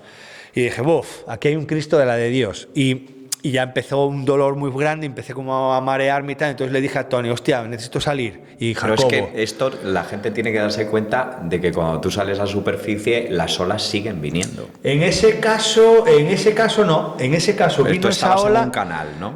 No, estaba en la zona de rompiente, pero no venían olas. Entonces yo me subí a la tabla, me fui a la zona de canal, donde no rompen las olas, y ahí me encontré con todos estos que venían emocionadísimos remontando, porque no habían visto el fogón que yo me había dado, y venían remontando diciendo, hostia, vaya olas que hay, no sé qué, no sé cuánto. Y yo les dije, me tengo que salir. ¿Por qué dices? Me acabo de dar una hostia como un campano. Tengo las rodillas que no sé lo que tengo aquí, pero esto es grave. Me duelen la de Dios. Ahí no hay helicóptero ni equipo de rescate. Ahí hay tus propios medios, por eso el surfista, por eso hablamos de este surf que hace Tony, que se arriesga muchísimo, sí, que claro, haces tú, claro. Esto no es llevar un GPS allí, no hay cámaras fuera, no hay nada, tú te mueres en el anonimato. Eso es una cosa muy personal. Sí, pero mira, nosotros la broma que tenemos, yo me acuerdo que cuando empezamos a entrar ahí, yo con Tony, yo todavía vivía en Bilbao, Tony vivía en Bilbao, pero ya estaba pensando en venirse aquí a vivir, y a veces estábamos en el agua y bromeábamos y le decía, Tony, aquí...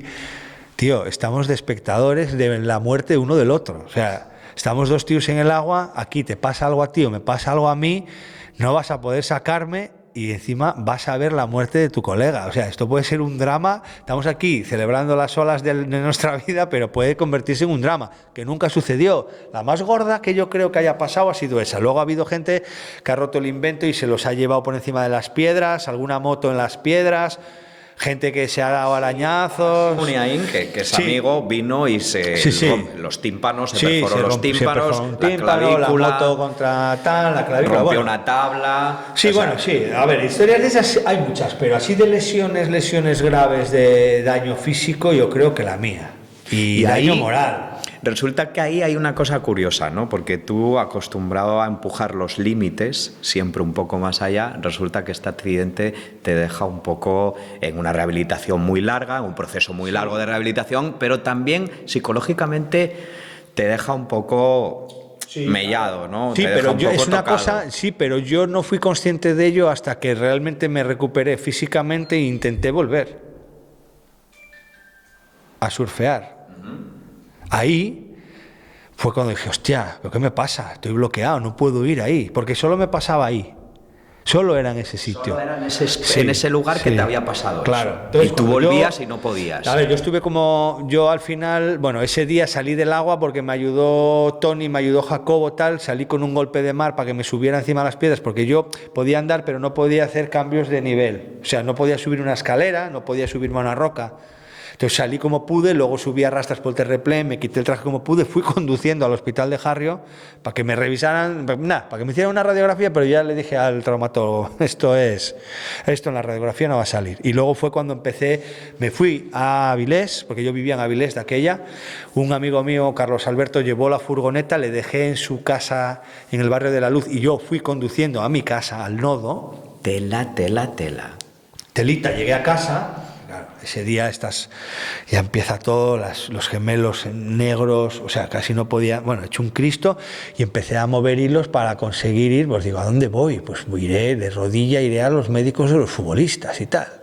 Empecé a ir a Rodas, a De la Fuente, no sé qué, y bueno, tuve que hacer resonancias, bueno, me recuperé en 4 meses, volví al agua. Pero volví al agua en Salinas, tal cual. Pero cuando de repente volví a enfrentarme al tema de que tenía que volver ahí a surfear, no podía. Y hostia, ¿qué me pasa, tío? Hostia, no puedo. Y dije, hostia, que psicológicamente tengo un trauma. Ahora tengo miedo a las olas. Y empecé a pensar en el tema del miedo. Porque, a ver, yo había tenido miedo anteriormente surfeando, claro, muchísimas veces, pero... Ahora tenía un miedo que era real y encima se evidenciaba con el accidente que había tenido y se evidenciaba porque no podía entrar, tenía un bloqueo. Entonces empecé a pensar cómo podía yo desentramar aquello. Estuve 3 años y medio sin volver a entrar en ese sitio. Ibas y te cambiabas y te ponías el traje, pero luego eras incapaz.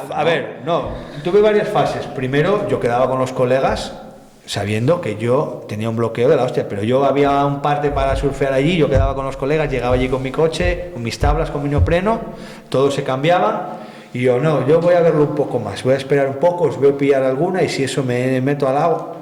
Y no entraba, y luego ya había momentos que hacía el amago de darle la vuelta al traje para ponérmelo y tal y cual, pues ya llegó un momento que me agobié porque dije, hostia, a ver si no voy a volver a poder entrar aquí. Y ahí fue cuando me lo empecé a tomar en serio y empecé a pensar un poco, a buscar como herramientas y dije, hostia, voy a empezar a trabajar un poco con la idea del miedo. Es una cosa como tabú en el mundo de las grandes, decir que tienes miedo, no decir, sino parece que no se puede tener miedo. Yo creo que el miedo es una cosa de gente inteligente. Yo creo que la gente que no tiene miedo es que es medio boba. Hay que tener miedo. Por supuesto. Claro. Otra cosa es que además el miedo te ayuda a sobrevivir. Claro. Otra cosa es que tú entres en pánico, que te quedas inmovilizado. Entonces si entras en pánico tienes un problema, pero el miedo hay que tener, joder. Es la primera ley para la supervivencia, tener miedo, ¿no?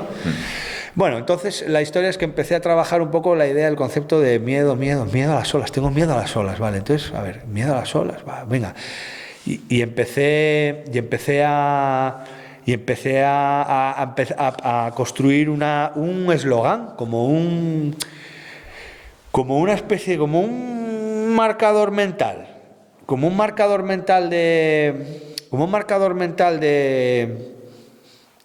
mensaje, un eslogan. Miedo a las olas. Y empecé como a meterlo en la cabeza. Miedo a las olas, miedo a las olas, miedo a las olas. Y empecé a indagar ahí en la raíz de mi miedo y a trabajar con él poco a poco. Y me di cuenta de que, bueno, que estaría bien a lo mejor sacar una marca. La marca de ropa realmente surge no por un interés económico de sacarle beneficio a mi accidente y a mi trauma. Saco pero la ropa. Tu creatividad, ¿no? Ese impulso creativo que tú llevas pero no, por el mundo del arte. Yo saco la marca porque etcétera. Yo de alguna manera entendí que todo el mundo a cierto nivel tiene miedo a las olas. Tiene que pasar algún tipo de situación como la que yo estaba pasando. La mía concretamente era con las olas de un lugar, pero hay gente pues, que le tenía miedo, yo qué sé, pánico a ir a trabajar. Pánico a enfrentarse a su jefe, pánico a las yo qué sé. Arañas, a las serpientes. Sí, me da igual. Entonces dije, hostia, ¿cómo puedo ayudar yo a la peña también? O sea, porque yo ayudando a la gente, yo creo que yo voy a superar esto y tal. Y digo, hostia, si hago una marca de ropa donde yo promuevo este estilo de vida para fomentar que hay que superar los miedos, que tenemos que evolucionar y tal, y la manera que yo tengo de canalizarlo hacia los demás es creando una línea, una imagen, para que la gente ya tenga una imagen de mi mensaje. Tú cuando lanzas un mensaje, la gente necesita recibir un contenido, y el contenido puede ser literario, con lo que dice la frase, o visual. ¿Por qué? Porque así la gente se apropia de él. Entonces dije, yo la única manera que tengo de que la gente pueda aprovecharse de esto también es igual haciendo una marca donde yo promuevo un estilo de vida. No promuevo que cómprame una cami porque soy guay, molo y mi logo mola. No. Yo te vendo un estilo de vida. Pero es que hay una historia detrás de sí, claro, lo que vemos, sí. Porque a veces uno ve tu gorra, que es miedo a las olas, que tienes bueno, pues tienes ropa, ¿no? Y tienes pantalones, chaquetas, camisetas, accesorios, calcetines, no sé qué, y la gente al final, pues cuando empieza a investigar un poco qué es esto de miedo a las olas, miedo a las olas tiene un mensaje, miedo a las olas nace precisamente de un momento personal tuyo en el que hay un punto de inflexión en el que dices, ¿qué pasa? ¿Por qué ahora tengo miedo a esta ola? Claro, pero lo que te digo, lo interesante del tema es el hecho de que puedes ayudar a la gente. Sí, ¿no? que digo, hostia, pues puede servir a los demás también.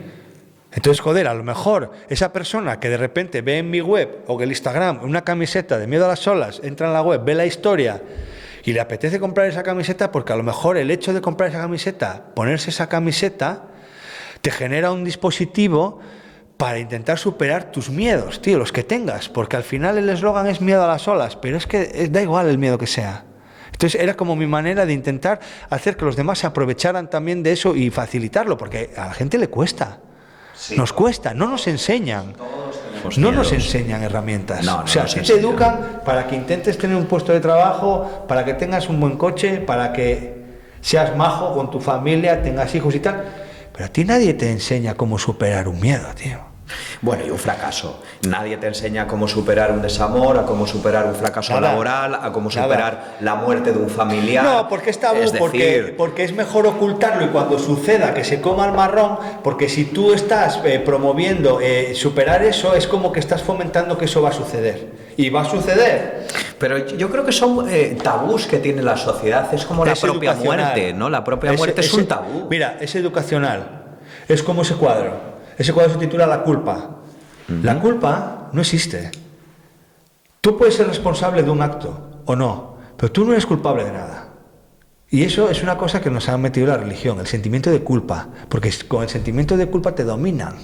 Si tú sabes que te vas a sentir culpable porque ese día... Necesitas un perdón, la redención, sí, ¿no? Tú ese día que tienes de descanso, en vez de dedicarlo a trabajar con el ordenador, a hacer horas extras o tal, te dedicas a ir a andar en bici, a surfear, a dar un paseo, o estar tirado en el sofá porque es tu día de descanso, ya te inculcan en tu software, te meten el sentimiento de culpa. Y dicen, joder, tío, llevo 4 horas tirado en el sofá, tío. Me comí una tarrina de Häagen-Dazs o me comí un helado, un donete y no hice nada. Me siento mal. No, mentira. Hiciste lo que te apetecía ese momento. Y eso está... Sí, yo creo que ahí tienes toda la razón. Me siento identificado, porque me ha pasado muchas veces, por ejemplo, un día que no salgo de casa. A mí me pasa. ¿No? Constantemente. Pero es que me siento mal porque no he hecho esto o lo otro. Es que te lo inculcan. No he ido a entrenar o no he ido al monte. Te lo inculcan desde que eres niño. Es decir, si tú eres un niño que le gusta vestirse con un vestido de chica, tu madre no te va a dejar. Pero no te va a dejar no porque no te respete que te guste ir vestido de chica y porque piense que eres homosexual o eres gay, porque no tienes por qué serlo. Simplemente te gustan tú eres libre, los niños son libres. ¿Te gusta el vestido de chica? Vas vestido de chica. Pero tu madre y tu padre van a evitar que te lo pongas para defenderte del resto de la manada. Porque si tú vas al colegio vestido de chica, te van a empezar a insultar. Sí, claro. Entonces tus padres intentan protegerte con esa especie como de coraza, con esa especie de escudo de no, tú no te vas a vestir de niña porque te van a meter caña en el instituto. Hay una serie de pautas en la sociedad. Claro, entonces lo hacen para protegerte, pero lo que pasa es que al final no estás protegiendo, lo que estás es cohibiendo a la gente y desviando, pues a lo mejor sus perfiles o su forma de ser, y lo hacen con toda su buena intención. Pero volviendo un poco al tema, la culpa es un sentimiento totalmente católico, cristiano, apostólico, y yo eso no practico. Entonces yo hice ese cuadro también pensando un poco en el concepto de la culpa, porque yo a veces me siento culpable porque, joder, llevo 3 horas sentado viendo aquí mierdas en Instagram y no he hecho nada. Y digo, ¿por qué me tengo que sentir mal? Entonces hay que ser un poco más estoico y ser responsable de tus actos. Hay que ser estoico, hay que ser responsable, hay que ser íntegro.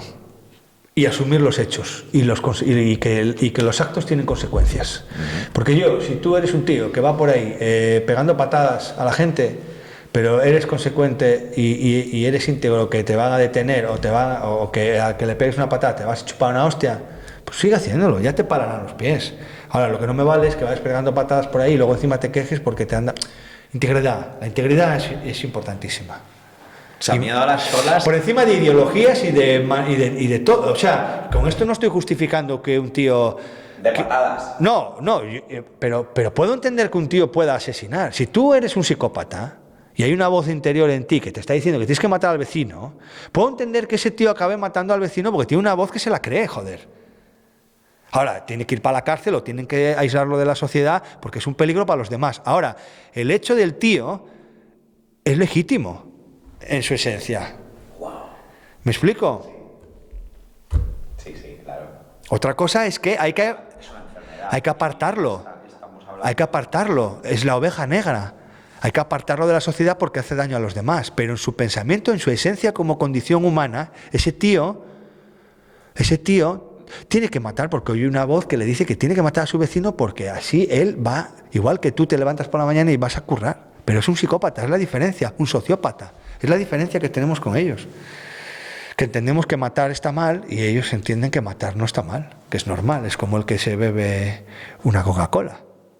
Bueno, pues sí, falta empatía, psicopatía. Entiendo que para ti sea normal matar, pero hostia, tienes que entender que no puedes vivir en una sociedad. Me gusta el concepto que creaste con esa idea, ¿no?, de miedo a las olas, plasmar un poco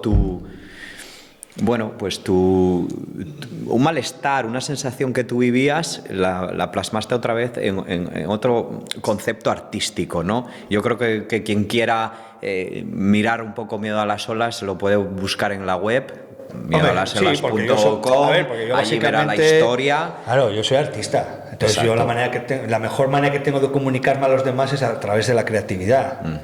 Entonces Miedo a las olas es una...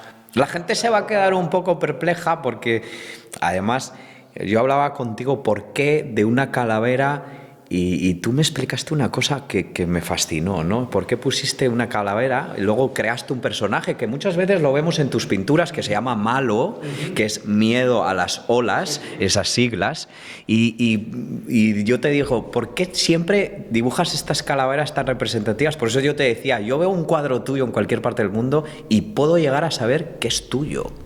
Bueno, a ver, porque te has rodeado de una simbología, de unos colores, de unos animales que ya forman parte de tu identidad. A ver, hay mucha gente que trabaja con la idea de las calaveras, yo es una cosa que, a ver, pinto calaveras, tampoco pinto tantas, pero es verdad que el personaje de Miedo a las olas va con una calavera, pero porque para mí es la manera más democrática que tengo de representar al ser humano. Eso me habías dicho. Claro, porque tú al final eres de una raza, tienes un color de piel, eres más alto, más bajo, lo que tú quieras, pero luego tú, si analizas bien y coges las calaveras de cualquier raza humana, son todas iguales. La calavera es igual, no hay una distinción. Universal. Entonces, democrático. Sí, lo uso como un elemento vinculante a la representación humana, porque todo mi trabajo es autobiográfico. Y tanto la marca como los cuadros que yo hago hablan de mí, porque creo que hablando de mí hablo de los demás. Y creo que lo que yo soluciono produciendo esas obras, creo que hay gente que le puede solucionar. Yo sí que creo en el carácter curativo del arte y de la expresión plástica. Yo sí creo. Es que lo es, además está demostrado. Sí. Bueno, yo sí creo. Yo no sé si está demostrado, pero yo sí creo que te puede curar. Totalmente. La música, de hecho, está demostrado que produce una serie de vibraciones y en el cerebro y segregas sustancias, etcétera. El arte, cuando tú ves un cuadro que te impacta, que te emociona, el cerebro trabaja. Claro. No, sin duda. Estamos rodeados de estímulos y lo que hacemos es recibir todo el rato estímulos. Quizás hemos perdido un poco la capacidad de asimilar tanto estímulo, porque cuando tienes una sobreinformación a veces como que entras en fase de bloqueo y no se asimila, y volvemos un poco al inicio de la conversación, que vivimos en una sociedad paradójicamente muy productiva, pero también pues muy poco fructífera. Es decir, hay muchísima información de muchas cosas, pero la gente no se queda con cosas dentro. No vivimos una época, por ejemplo, de usar y tirar, ¿no? De envase. La gente no quiere entrar en el meollo de las cosas. No quiere profundizar. No, porque eso es incómodo. Y aparte que cuesta trabajo, te puedes encontrar cosas que no te gustan. Y la gente no tiene ganas de perder el tiempo encontrándose con cosas que le incomodan. Luego el discurso de la gente es que bien, que sí, hay que ser consecuentes porque tal y cual, ya, pero te pongo una peli dura de cojones que te habla de la condición humana y a lo mejor coges y la paras a los 10 minutos y te pones a ver algo más facilón. La salsa rosa. Bueno, salsa rosa o algo fácil de ver. Es que, a ver, yo tampoco culpo a la gente, nos están educando desde que nacemos precisamente para evitar eso.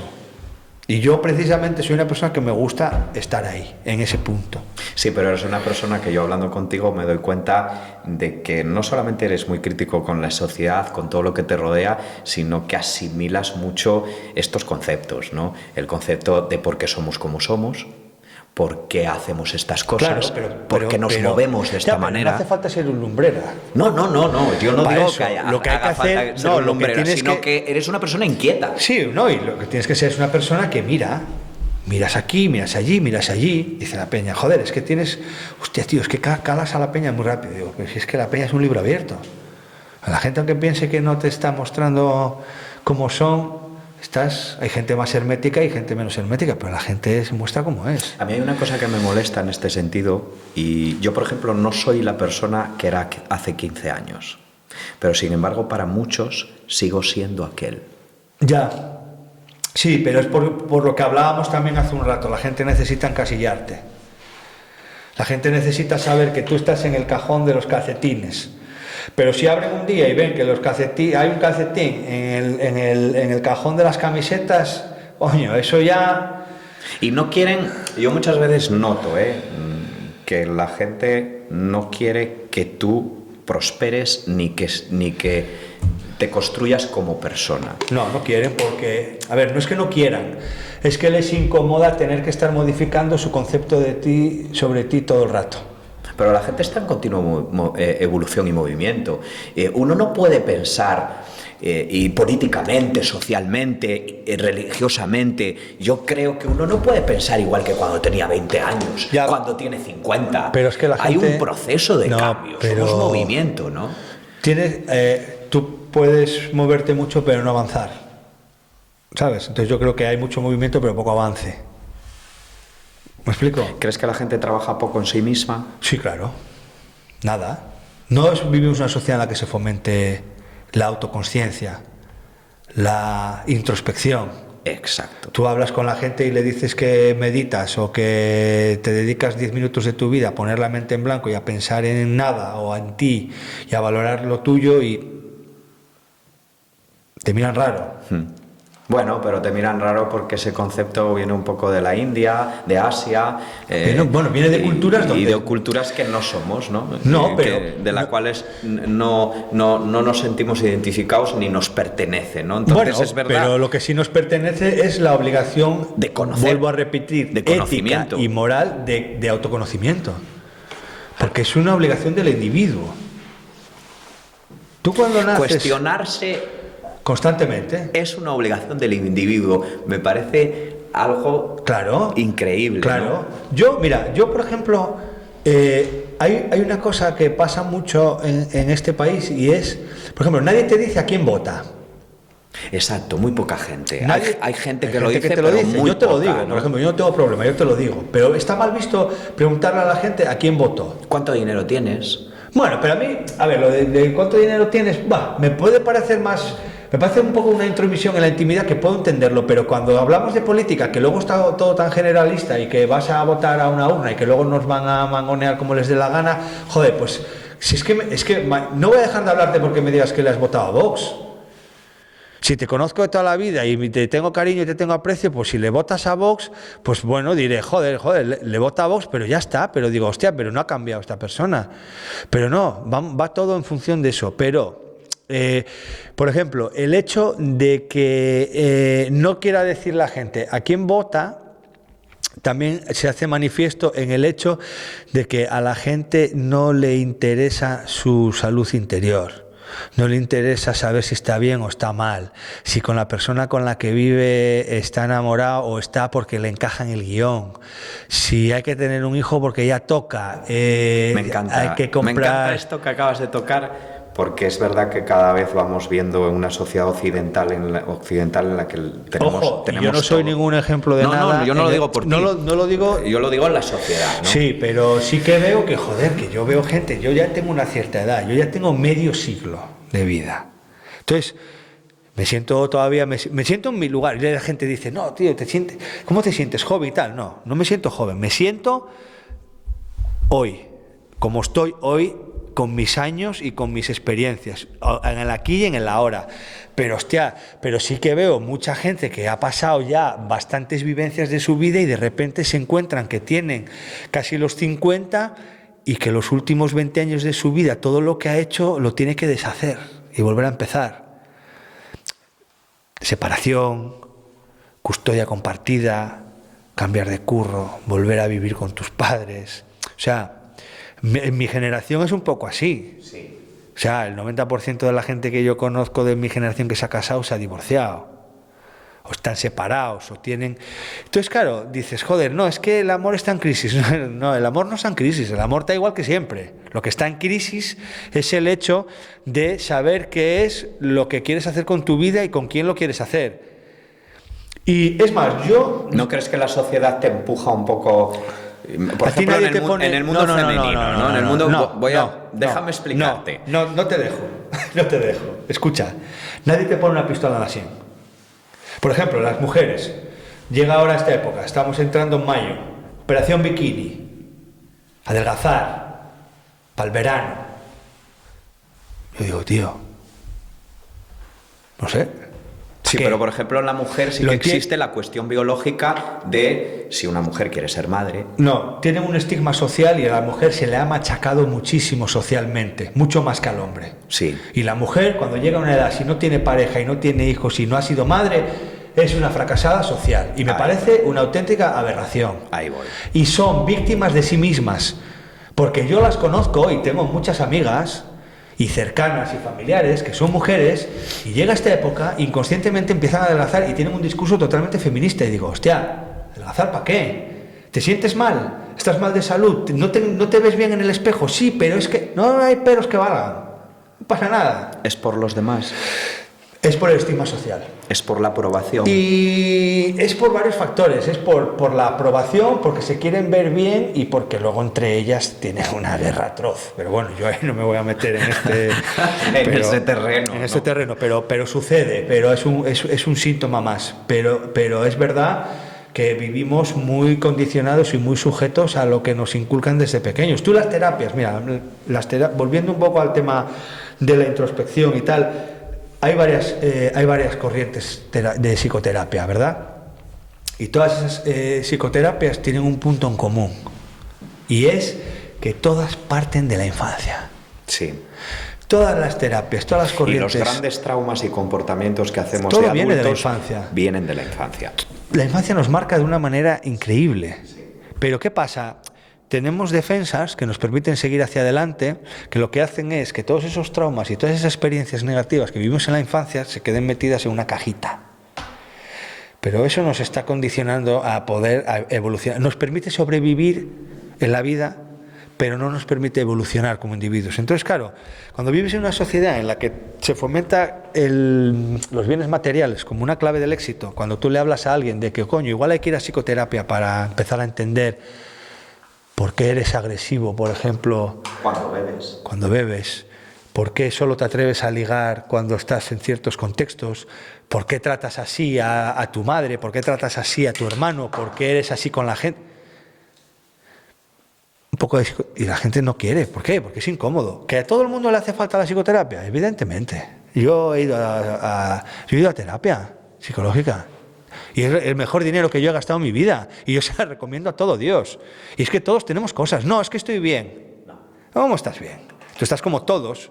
Bueno, otro de los proyectos que tienes aparte, que este es un proyecto que cuando me lo contaste me quedé un poco sorprendido, ¿no? Porque te estás tatuando y además estás haciendo un diseño propio junto con Shuama, que es un tatuador, bueno, muy reconocido, ¿no? Yo creo que es un tatuador de color de lo mejor que hay en el panorama nacional, ya lleva una trayectoria muy, muy larga, es amigo tuyo, y además estás llevando este arte al cuerpo, nada más y nada menos.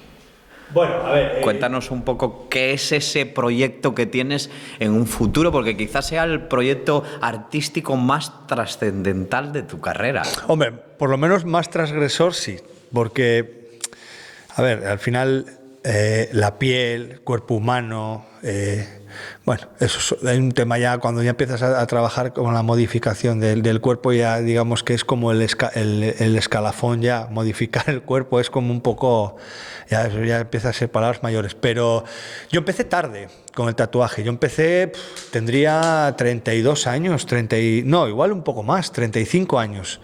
Y empecé porque tenía una imagen que era una especie como de autorretrato, con el cuerpo, era como el cuerpo de mi padre, pero luego dentro llevaba, encima de la cabeza llevaba una cabeza de tiburón, con un corazón de dientes alrededor. Bueno, para mí era un poco homenaje a mi padre y también era una especie de autorretrato, ¿no? Y no sé por qué se me ocurrió la idea de hacerlo en el pecho y detrás meter un atardecer así con una especie como de palmeras tropicales. Bueno, fue como una motivación, no sé, como un homenaje a mi padre, ¿no? Como mucha gente que se tatúa homenajes, palabras, frases, etcétera. Pero cuando te tatúas, tú que eres un personaje muy trascendental y controvertido, dices, bueno, esto del tatuaje me gusta, puedo plasmar mis obras de arte en mi propia piel, y decides seguir tatuándote. A ver, sí, pero eso fue pillando fue una bola que se fue haciendo como grande, porque yo hice el pecho y estuve como 3 años con el pecho simplemente con ese motivo. Pero claro, yo soy una persona que le gusta mucho la estética y me gusta mucho la creatividad y me gusta mucho el arte en general. Entonces, joder, de repente empecé a pensar y digo, hostia, pues igual sigo el tatuaje para abajo, por la barriga, las costillas y tal. Y ahí fue cuando empecé a tener la idea de a lo mejor hacer un trabajo, un proyecto ya más largo, como una extensión de mi temática marina, ¿no? Y de mi vocabulario plástico en la pintura, llevarlo al tatuaje. Y entonces ahí empecé a pensar ya, tomé más conciencia de mi piel como un lienzo también, ¿no? Como ya la última, digamos, ya la última barrera que yo podía rebasar era utilizar mi piel como lienzo. Evidentemente necesito a alguien y tenía a Suama, que es, bueno, es como un hermano para mí, y de hecho yo creo que cuando yo le conocí y empecé a tatuarme con él, fuimos forjando, a la par que un proyecto, fuimos forjando una amistad y una relación. Y a día de hoy somos, bueno, para mí es como un hermano, ¿no? Y en las sesiones de tatuaje hablamos casi semanalmente de la vida, nos conocemos, las familias, tal, bueno. Y cuando le dije que decidía seguir hacia abajo, ahí ya fue cuando tomó mucha fuerza la idea esa del lienzo y él empezó también como a engorilarse con la idea, ¿no? Porque el primer tatuaje que habíamos hecho aquí se salía un poco de los diseños que él solía trabajar para sus clientes. Yo le venía con una cosa que era un poco rara, había que hacer una especie de había cosas que técnicamente él a lo mejor no había hecho. Entonces yo empecé a jugar también con esa idea y le di la opción de utilizar mi cuerpo para hacer pruebas de cosas que a lo mejor con clientes que van allí a hacerse tatuajes muy caros no puede hacer, porque van con un encargo cerrado y la gente, generalmente a la gente no le gusta que experimenten con su cuerpo y menos con un tatuaje, ¿no? Y yo ahí le di un poco de cancha a él y le dije, mira, yo quiero hacer este proyecto, pero también quiero que tú crezcas como tatuador, porque creo que eso te va a servir, me va a servir a mí y luego va a quedar mi piel como algo postulable, ¿no? Como algo que va a quedar ahí para siempre, porque yo luego quiero que mi piel perdure. Háblanos un poco de eso, porque cuando yo hablé contigo de este proyecto, de este último proyecto que estás haciendo, luego yo investigué un poco. Es cierto que hay un alemán que bueno, es verdad que coge piel de algún fallecido, post-mortem, pero son trabajos muy pequeños, ¿no? Y luego suelen ser motivos de recuerdo para familiares, pero en tu caso hay un médico japonés que precisamente trabajaba con la sífilis y vio que la degradación de la piel que produce la sífilis, etcétera, el tatuaje era beneficioso y empezó a coleccionar tatuajes, tanto así que empezó a gente que estaba metida, porque en Japón el mundo del tatuaje, pues la yakuza se suelen tatuar, que es una mafia, una organización, se suelen tatuar el cuerpo entero. Entonces él llegaba a pagar a clientes que tenía y a personas por esos trozos de piel. Pero tu proyecto va un poco más allá de todo esto. Mi proyecto va más allá en varios aspectos. Primero, la libertad que yo le doy a mi tatuador para que experimente, porque yo es verdad que los diseños más o menos, yo le planteo una idea, porque claro, yo ya lo tengo todo tan hilvanado en la cabeza que cuando yo voy allí le digo, mira, ahora vamos con las piernas, ¿no? Yo me he hecho aquí, pues la zona, me he hecho como una especie de borrasca con unos calamares, tal, la zona de la costa que va entre Frejulfe y Navia, bueno, una serie de motivos que luego él, digamos, que va condicionando, adaptándolos a las formas de mi cuerpo y tal, y por ejemplo le digo, mira, las piernas, pues por ejemplo, las piernas son los cimientos del ser humano, es con lo que tocamos tierra, ¿no? Son nuestro sustento, nuestro andamiaje. Pues yo creo que aquí vamos a meter al personaje de Miedo a las olas, y en una pierna va a bajar a los infiernos y en otra va a subir. Porque yo creo que también, como seres humanos a lo largo de nuestra vida, subimos y bajamos de los infiernos. Y creo que ahí vamos a... Y entonces, claro, él empieza a desarrollar ideas y tal, y vamos trabajando maneras técnicas y de concepto que a lo mejor con otros clientes no puede permitirse, y a mí eso es lo que me vale. ¿Por qué? Porque yo al final también quiero que él evolucione como tatuador, y también sobre todo que mi piel quede como un reflejo de un trabajo que ha hecho él, donde él ha seguido aprendiendo. Y luego también es una especie como de manifestación de, por un lado, la paradoja de que los tatuadores son gente que cobran mucho, ganan mucho dinero tatuando, pero luego sus trabajos desaparecen. Ahí es a donde vamos. Tu trabajo parece ser que el trabajo de Xuanma, y en conjunto contigo, porque la creatividad es tuya, no va a desaparecer. Cuéntanos qué va a ocurrir. Bueno, va a ocurrir que yo voy a firmar ante notario un papel, un certificado, donde cuando yo me muera a mí se me arranque la piel y se ponga a subasta, como ya último acto artístico. Pero no lo hago tampoco por un efecto sensacionalista. Lo hago porque creo que tiene tantas horas, tiene tanto trabajo, que igual merece la pena que no se lo coman los gusanos o que acabe incinerado.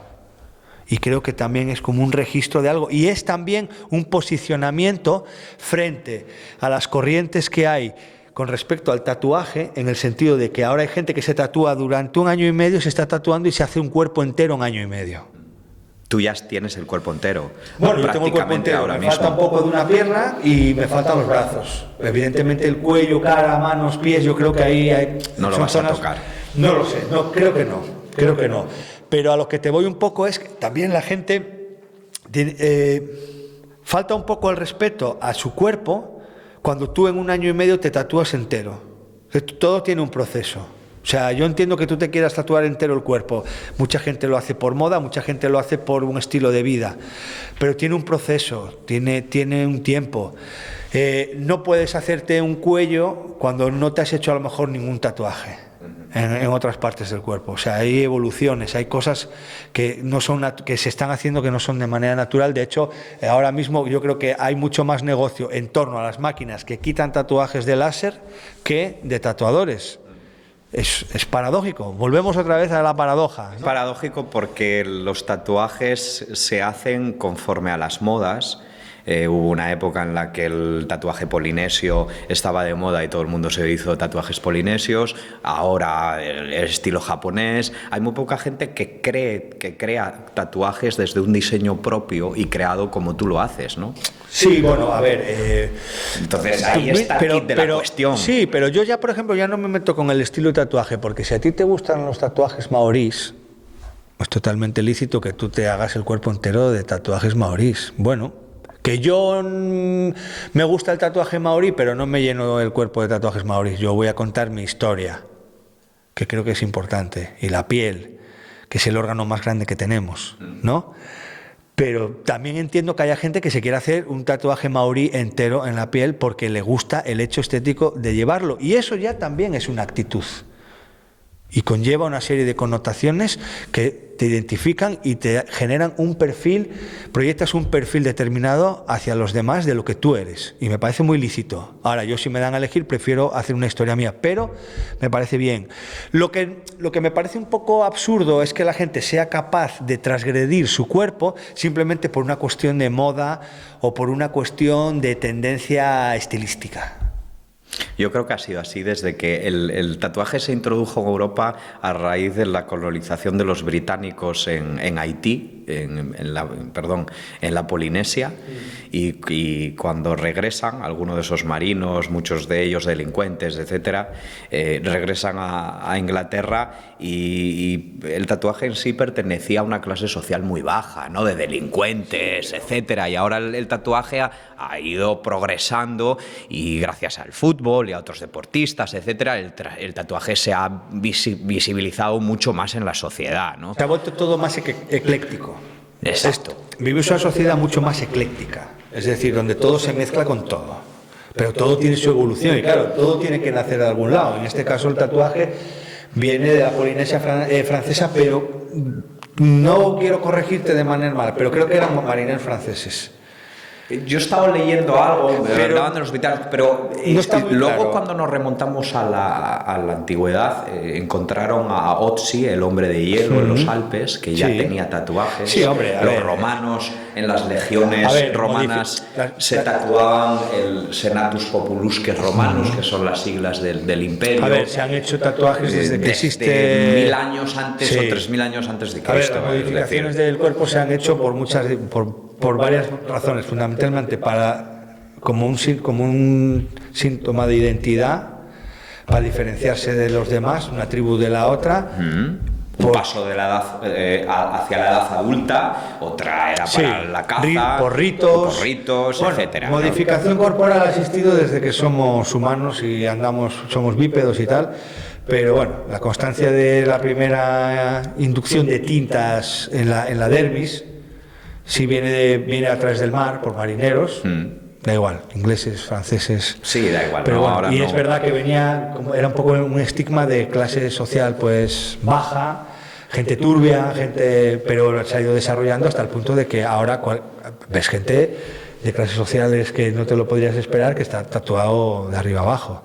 Bueno, me parece bien, me gusta, creo que hay cosas, hay trabajos que son acojonantes, y hay otras cosas que, bueno, a lo mejor habría que pensárselo antes de hacérselo, pero bueno, eso va en cada uno, ¿no? Pero volviendo un poco al tema del proyecto, ¿Cómo vas a materializarlo? Que es una de mis grandes dudas, ¿no? ¿Lo vas a exponer en un museo? Bueno, no lo sé, porque lo yo vas me voy a morir. donar. No, eso va a entrar en una subasta. Y yo ya he decidido que parte de esa subasta va a ir para la familia del tatuador en herencia, y parte va para mí, para mi familia. Creo que ¿Es legal en España hacer, bueno, en que no hay fronteras, si no es quedarse en España, bueno, quedarse en otro país en el que legalmente no, se puede hacer, ¿no? Pero no sé si legalmente hoy en día en España se puede hacer eso, ¿no?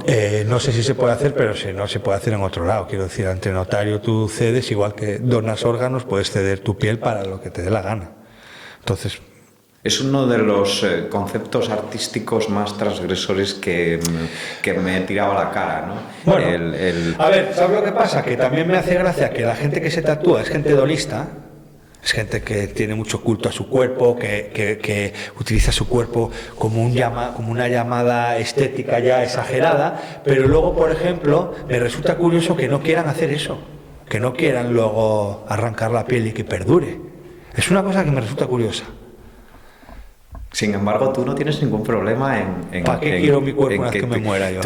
No, ya lo sé, ¿eh? Pero bueno, pues hay unas cuestiones para algunos de fe, religiosas, para otros, bueno, pues el que te arranquen la piel pues puede ser un trauma, no sé, cada uno puede tener sus motivos, sí, ¿no? no, que vas a arder en el infierno, ¿no? Y vas a sentir el calorcito del infierno. No lo sé, no sé hasta qué punto, pero bueno, Mira, es una forma de expresión transgresora el hecho de decir mi piel va a perdurar, parte de mí va a perdurar en el tiempo. Es una manera de evidenciar un respeto terrible hacia mi cuerpo, como una de las maneras que actualmente se están haciendo precisamente para desprestigiar ese cuerpo.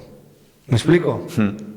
Es decir, es una manera de rendir culto al cuerpo humano en unos tiempos en los que precisamente se está utilizando el cuerpo humano como máxima expresión en base a tendencias y a modas, y sin embargo creo que hay mucha de esa gente que no respeta su cuerpo tanto como cree que lo hace. Entonces, bueno, se juntan una serie de factores, y porque me apetece hacerlo y porque creo que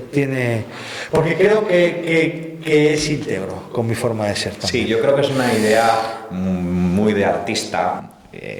porque no todo el mundo tiene esa idea, la lleva a cabo. Aparte, tatuarse, no sé cómo lo haces en las sesiones con Xuama, yo me he tatuado y tatuarse duele mucho. Hay zonas del cuerpo que son terroríficas de dolor, sobre todo cuando aplican el mosquito, famoso mosquito, que es cuando tiran líneas, que es una aguja muy pequeña. El relleno se suele llevar mejor porque es una pala más ancha, pero tatuarte todo el cuerpo ya no es lo que implica económicamente, es lo que implica a nivel de implicación en un proyecto, ¿no? Tatuarte todo el cuerpo es un trabajo muy grande. ¿Cómo te tatúas con Xuama? ¿A 2 máquinas? ¿Utilizáis anestesia? ¿No la utilizáis? Porque ahora está muy de moda hacer esto, ¿no?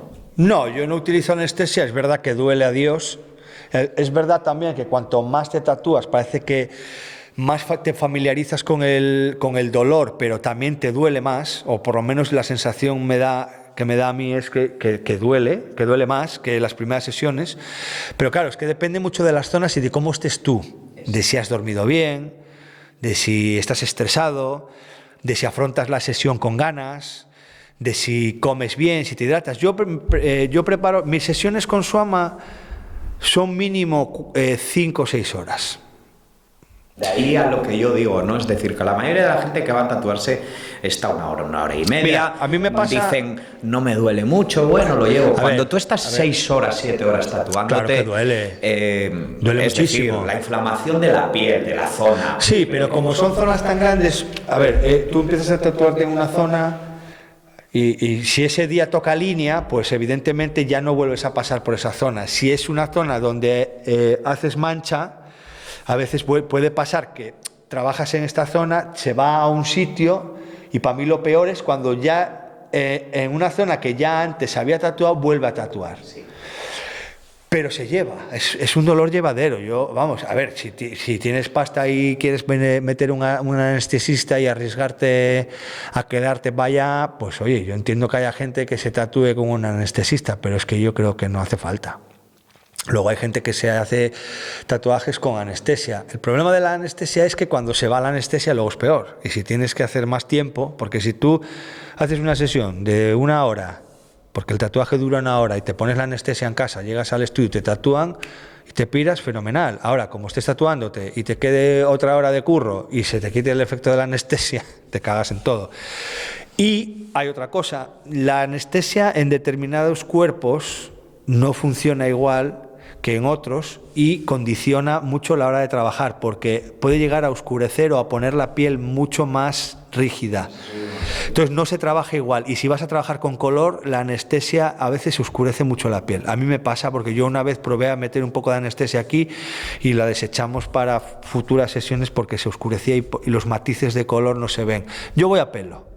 Me puedo tomar un relajante muscular, te lo digo así sin tapujos. Sí, o sea, yo me puedo tomar un relajante muscular potente, ¿vale? Para estar relajado. Sí, me puedo tomar un relajante muscular cuando empiezo la sesión, pero yo llevo mi mochila, llevo mi botella de 1,5 litros de agua, llevo algo de chocolate y suelo llevar un par de plátanos. Porque luego a la hora de comer paramos un rato, paramos 20 minutos como mucho entre que pedimos la comida bien y comemos, porque cuanto más pares, luego la arrancada... Es peor, sí. Sí, porque el cuerpo entra. Yo ahí lo paso muy mal, la primera hora y media... Las zonas de limpiar tinta, sobre todo cuando limpian, que pasan el papel. Sí, pero a ver, se vuelve incómodo. Sí, también te raspa como si fuera lija, tal, pero se lleva bien, es llevadero. Luego hay umbrales de dolor, hay gente que aguanta más el dolor, hay gente que lo tolera menos. Bueno, no sé, yo como voy a lo grande, sí, entonces ya voy preparado, ya sé que van a ser mínimo 5 o 6 horas. Son 5 o 6 horas. Hay veces que nos hemos alargado hasta 8 horas, pero lo normal son 6 horas, 5 horas y media, 6 horas, y ya está bien, ¿eh? Está muy bien, yo creo que es mucho. De hecho, por ejemplo, en la Yakuza, para entrar en la organización, es uno de los elementos que exigen. Sí, ¿no? Bueno, porque también los usan como códigos jerárquicos. Exacto. Y me gusta mucho que los utilicen y que luego vayan vestidos y no se nota. A mí ese código, sea algo de misterio, también me gusta, porque a mí me pasa que yo, cuando voy vestido, no se te ve. Y luego llego en verano a la playa y hay mucha gente que me conoce y cuando me ve dice, hostia, pero si nadie diría que estás tatuado entero. Pero también tiene ese puntito también, ¿sabes? De ¿Tienes Bueno. nombre para el proyecto? ¿Cómo lo vas a llamar? lo ¿Estás sé. ideándolo? ¿Todavía es un concepto que lo tienes, bueno, pues atado, identificado, pero todavía no sabes muy bien cómo va a ser No, a ver, exactamente? la idea, el concepto la tengo en la cabeza, no tengo nombre para el proyecto porque no sé si le voy a poner un nombre, eso tendremos que ver en el futuro. Y a ver, yo me voy a acabar de tatuar, ahora me quedan menos de media pierna y los brazos, pero... Yo creo que te queda lo más fácil, ¿no? Lo que menos dolor sugiere. No lo sé. Pienso que los brazos es una zona que Depende. está No bastante tengo bien. ni idea, porque cada uno es un mundo. Cada Sí, uno es un mundo, sí. Hombre, más que las costillas no puede doler. Hay zonas complicadas. Hay zonas muy complicadas. Las nalgas, los glúteos No, no. son difíciles, No, las no. costillas, Yo las nalgas... las partes internas de los brazos. Sí, eso sí, pero yo las nalgas, por ejemplo, me duermo. Sí, ¿eh? ¿No tuviste...? Las nalgas para mí lo más llevadero que hay. Y las piernas pues, duelen mucho. Las piernas son muy dolorosas. Y luego las posturas en las que tengas que estar. Sí, a veces las posturas Porque hay son veces que tienes terribles. que estar en posturas ahí, cuando Muy llevas incómodas. 2-3 horas, estás un poco incómodo. Entonces yo me tomo un relajante muscular, que me quedo así como más tranqui, me como mi chocolate, me gusta llevar chocolate y combinar con plátano, porque me lo tomo como una sesión de deporte. Ya. Si Pero se va a eso yo creo sufrir, que- a sudar, Claro, a sufrir... no, y hidratarme. Yo veo a la gente que va allí a hacerse sesiones largas y van así como Pedro por su casita y le digo, oye tío, si vas a estar 6-7 horas aquí en una camilla, un agua, algo de comer, tal, tráete. Yo llevo mis cositas y luego pues me llevo mi libro, estoy con mi... Ahora que en el estudio nuevo ya tiene una tele, vemos vídeos de surf y sobre todo hablamos mucho de la vida. Nosotros utilizamos las sesiones para ponernos un poco al día. Claro, y hablar de cosas que a lo mejor pues en la vida normal no tenemos tanto tiempo para hablar. Y claro, date cuenta que 7 horas con un tío en una habitación tatuándote, pues da para mucho. Pa' mucho. Da para mucho. ¿Cuántas horas lleváis ahora mismo? Pues ¿Cuántas sesiones llevas y horas? Yo creo que así a grosso modo como unas 250 horas llevaré. 200. Es muchísimo. Bueno, no me parecen tantas. No me parecen tantas. Trabaja rápido, ¿no? Trabaja bien y trabaja rápido. Bueno, no. Trabaja muy bien. Sí, trabaja muy bien. A ver, no, me refiero también a la hora de pinchar, porque yo no tengo la experiencia de trabajar con otros tatuadores, que sí parece ser que depende de qué tipo de tatuador sea, pincha más o menos. Yo creo que Suama es un tío que pincha, que hila muy fino y tal, pero sí, trabaja bien y sobre todo aquí no puedes correr. No, eso de correr, no.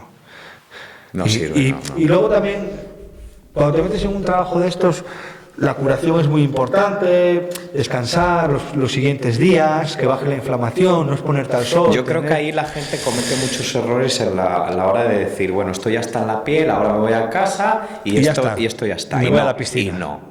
No, que va. Sobre todo yo creo que... Hay que saber hidratar la zona, curarla, Sí, etcétera. yo hay... A veces claro, el pigmento sale, lo ves como genera pus. cuando llevas muchas sesiones ya vas aprendiendo. Al principio te guías un poco por lo que te dice el tatuador y te curas un poco como dice él, pero yo ahora, por ejemplo, ya sé perfectamente qué tengo que usar para qué zona del cuerpo. Ahora, por ejemplo, en las piernas yo he vuelto al plástico. Cuando aquí, por ejemplo, he usado empapador. Pero ahora he vuelto al plástico, ¿por qué? Porque es un tipo de piel que con el plástico me cura más cómodo, pero porque te vas conociendo y vas probando cremas que te van bien, hay cremas que son muy grasas, que no me gustan tanto, vas cambiando, y yo los tiempos de curación, para mí, yo creo que los 5 primeros días, bueno, yo, si me apuras te diría que los 3 primeros días son la clave del tatuaje, después de hacértelo. Yo me acuerdo personalmente, sabes que yo tengo un pantalón japonés y que me tatué hace muchos años, pero yo recuerdo que cuando me tatué estuve 3 días sin poder prácticamente ser persona. Ya. Tenía la zona súper inflamada porque hice todo el proyecto de líneas, no sé qué. Me imagino que tú, cuando te metes una sesión de 6-7 horas, al día siguiente no puedes hacer vida normal. Bueno, a ver, ¿qué pasa? Yo tengo suerte porque como soy artista no tengo que ir a una oficina, no tengo que ir a una fábrica, que yo también es una cosa que le recomiendo a la gente. Cuando tú te vas a tatuar, si te vas a hacer un trabajo ya muy grande y depende qué zona sea, yo te diría que buscaras un viernes para tener sábado y domingo de descanso, o por lo menos si lo haces entre semana que te pide vacaciones o sí, porque claro, si tú te haces un empeine del pie, pero luego resulta que vas a meter 8 horas una bota de seguridad y vas a estar de pie currando, pues pues claro, luego se ven los cristos que se ven por ahí. Entonces sí hay que ser un poco consciente de que hay unos días ahí de curación. Pero yo tengo suerte, porque no me inflaman los ganglios, o sea, se me pone muy morado la zona y se me puede hinchar un poco, pero yo al día siguiente hago vida normal, hago las cosas que tengo que hacer y tal. Obviamente no surfeo, pero si tengo que ir a hacer la compra, si tengo que hacer cosas tal, pero también me gusta ese día siguiente, me gusta tenerlo limpio y aireado y a lo mejor estar en reposo, tirado encima de la cama, me aprovecho para leer, para hacer alguna cosa. Y luego ya vida normal con el empapador, una malla, bueno, hablo de malla porque últimamente me dice las piernas, entonces uso unos leggings de algodón, tal, pero sí que yo creo que hay que curárselos bien. Es importante. Es muy importante porque tú a priori el tatuaje, si no lo curas bien, a no ser que se te infecte, que se te pone con postillas y que se te infecta y supura y tal, que tienes que tomar antibióticos y eso, en teoría el tatuaje cura guay, pero si no lo hidratas bien y lo pones al sol, te vas a piscinas con cloro o al agua del mar o tal, igual no lo notas cuando cura a corto plazo, pero igual de repente al año y medio, a los 2 años, la línea pierde mucha nitidez. Entonces es importante curárselo bien y yo empiezo a entrar al agua cuando pela el tatuaje. Cuando ya me pela... Sí, cuando ya empieza a picar y empieza a pelar primero primero pela y luego pica, a mí por lo menos. Sí. Pero cuando pela ya esa primera capa de piel... Ahí puedes... Yo ya voy al agua. Pero si no te da el sol. El sol no, todavía... el sol no me pongo. No, yo al sol no me pongo mucho tampoco porque a mí ya me han quitado un melanoma de la pierna hace años y no es que sea un obsesionado de no tomar el sol, pero aparte que no me gusta estar tirado al sol como una lagartija, voy a la playa, llevo mi sombrilla y tal, pero cuando surfeo me pongo protección total y tal, pero hombre, yo recomiendo que la gente que se tatúe un lunes, hostia, pues que no se vaya un viernes o el siguiente fin de semana a lucir tatuaje a la playa, arena, el sol, la sal, crema del sol. A ver, ¿Qué cosas vendrán en el futuro, Javi? Porque a mí me deja sorprendido, ¿no? No solamente por la faceta artística, por la empresarial con miedo a las olas, ahora este proyecto que está diseñando esa cabeza. Diseñando esa cabeza. Yo sinceramente te digo que con la edad que tengo, a mí me gustaría vivir de mi arte. No hacer una fortuna, pero a mí me gustaría vivir de mi arte. Has ganado ya, bueno, por el certamen de arte en Luarca, has ganado un premio también cuando exponías en Bilbao. Sí, a ver, has ganado ya premios y poco a poco estás siendo un artista reconocido. Sí, pero cuesta. No, a mí me cuesta. Me cuesta porque yo también soy incómodo. Soy un artista incómodo. Al final... Yo creo que lo vemos aquí, ¿no? Eres un artista que no tienes pelos en la lengua como buen artista, porque al final curiosamente, uno no puede ser políticamente correcto, ¿no? A ver, yo es que creo que lo de políticamente correcto, yo conmigo eso creo que no va, pero curiosamente tampoco debería de ir en el mundo del arte, y sí va. En el mundo del arte ves mucha gente que es políticamente correcta y gente que hace un tipo de obra que sabe que vende, que es vendible. Bueno, yo seguiré hasta donde pueda, intentando hacer mis cosas y... Bueno, llevas unos cuantos años. ¿Cuántos años llevas? 35. Llevas 35 años. Ya, pero sin embargo, aquí en el pueblo casi nadie sabía que me dedicaba al arte. Todo el mundo pensaba que yo era Alberto, el hijo de Alberto, el de la isla.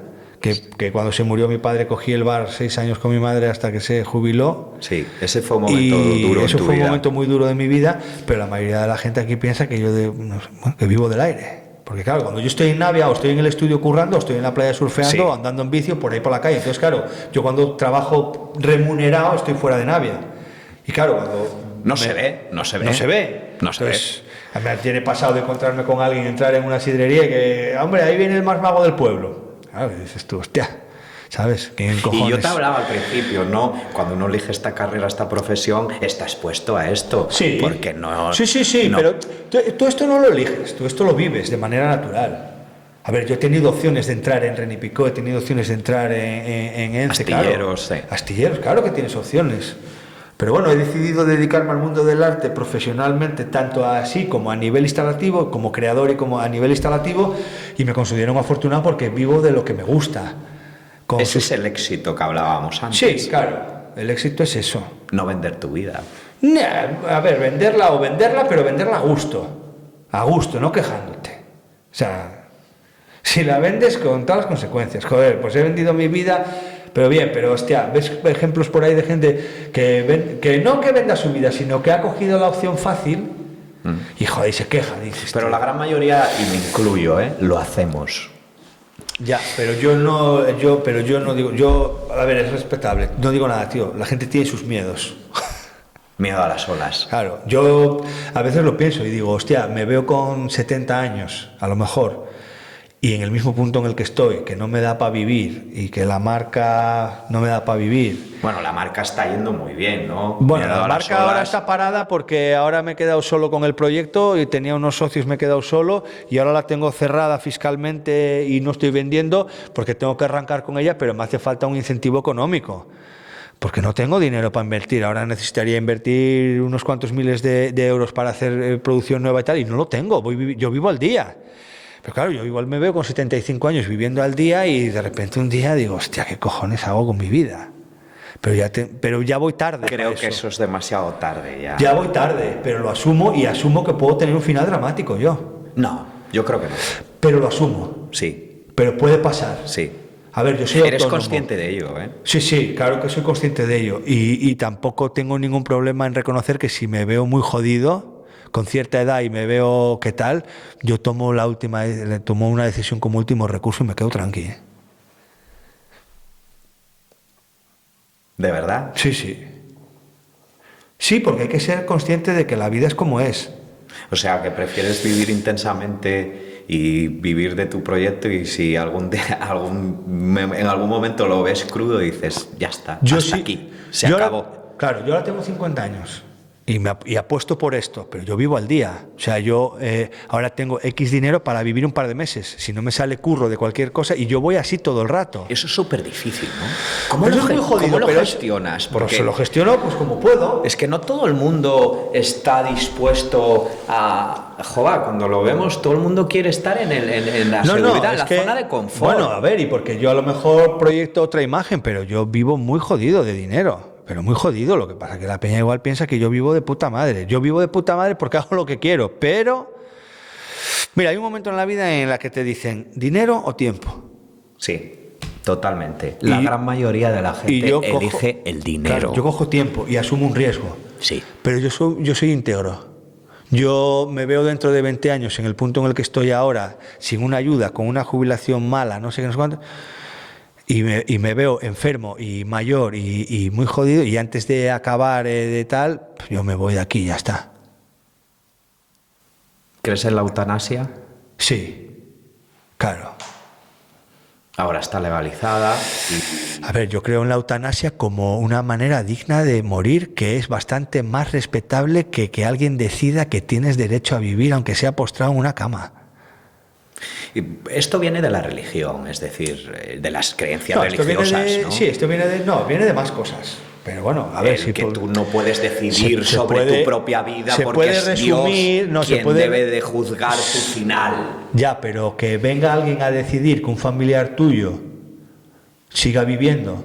Estando, por ejemplo, Ramón San Pedro, ¿no? Que fue un personaje pues muy conocido. Sí, que él quería morirse, claro, porque llevaba años viviendo postrado en una cama, ¿no? Cuando tú has demostrado en exámenes psicológicos que estás plenamente consciente y que tus facultades psicológicas están al 100% y dices reiteradamente que te quieres morir porque no quieres, no que te quieras morir, sino que no quieres seguir viviendo así. Exacto. Que es bastante más importante que querer morirse. Es que es diferente. Hostia, pues a lo mejor hay que escuchar, ¿no?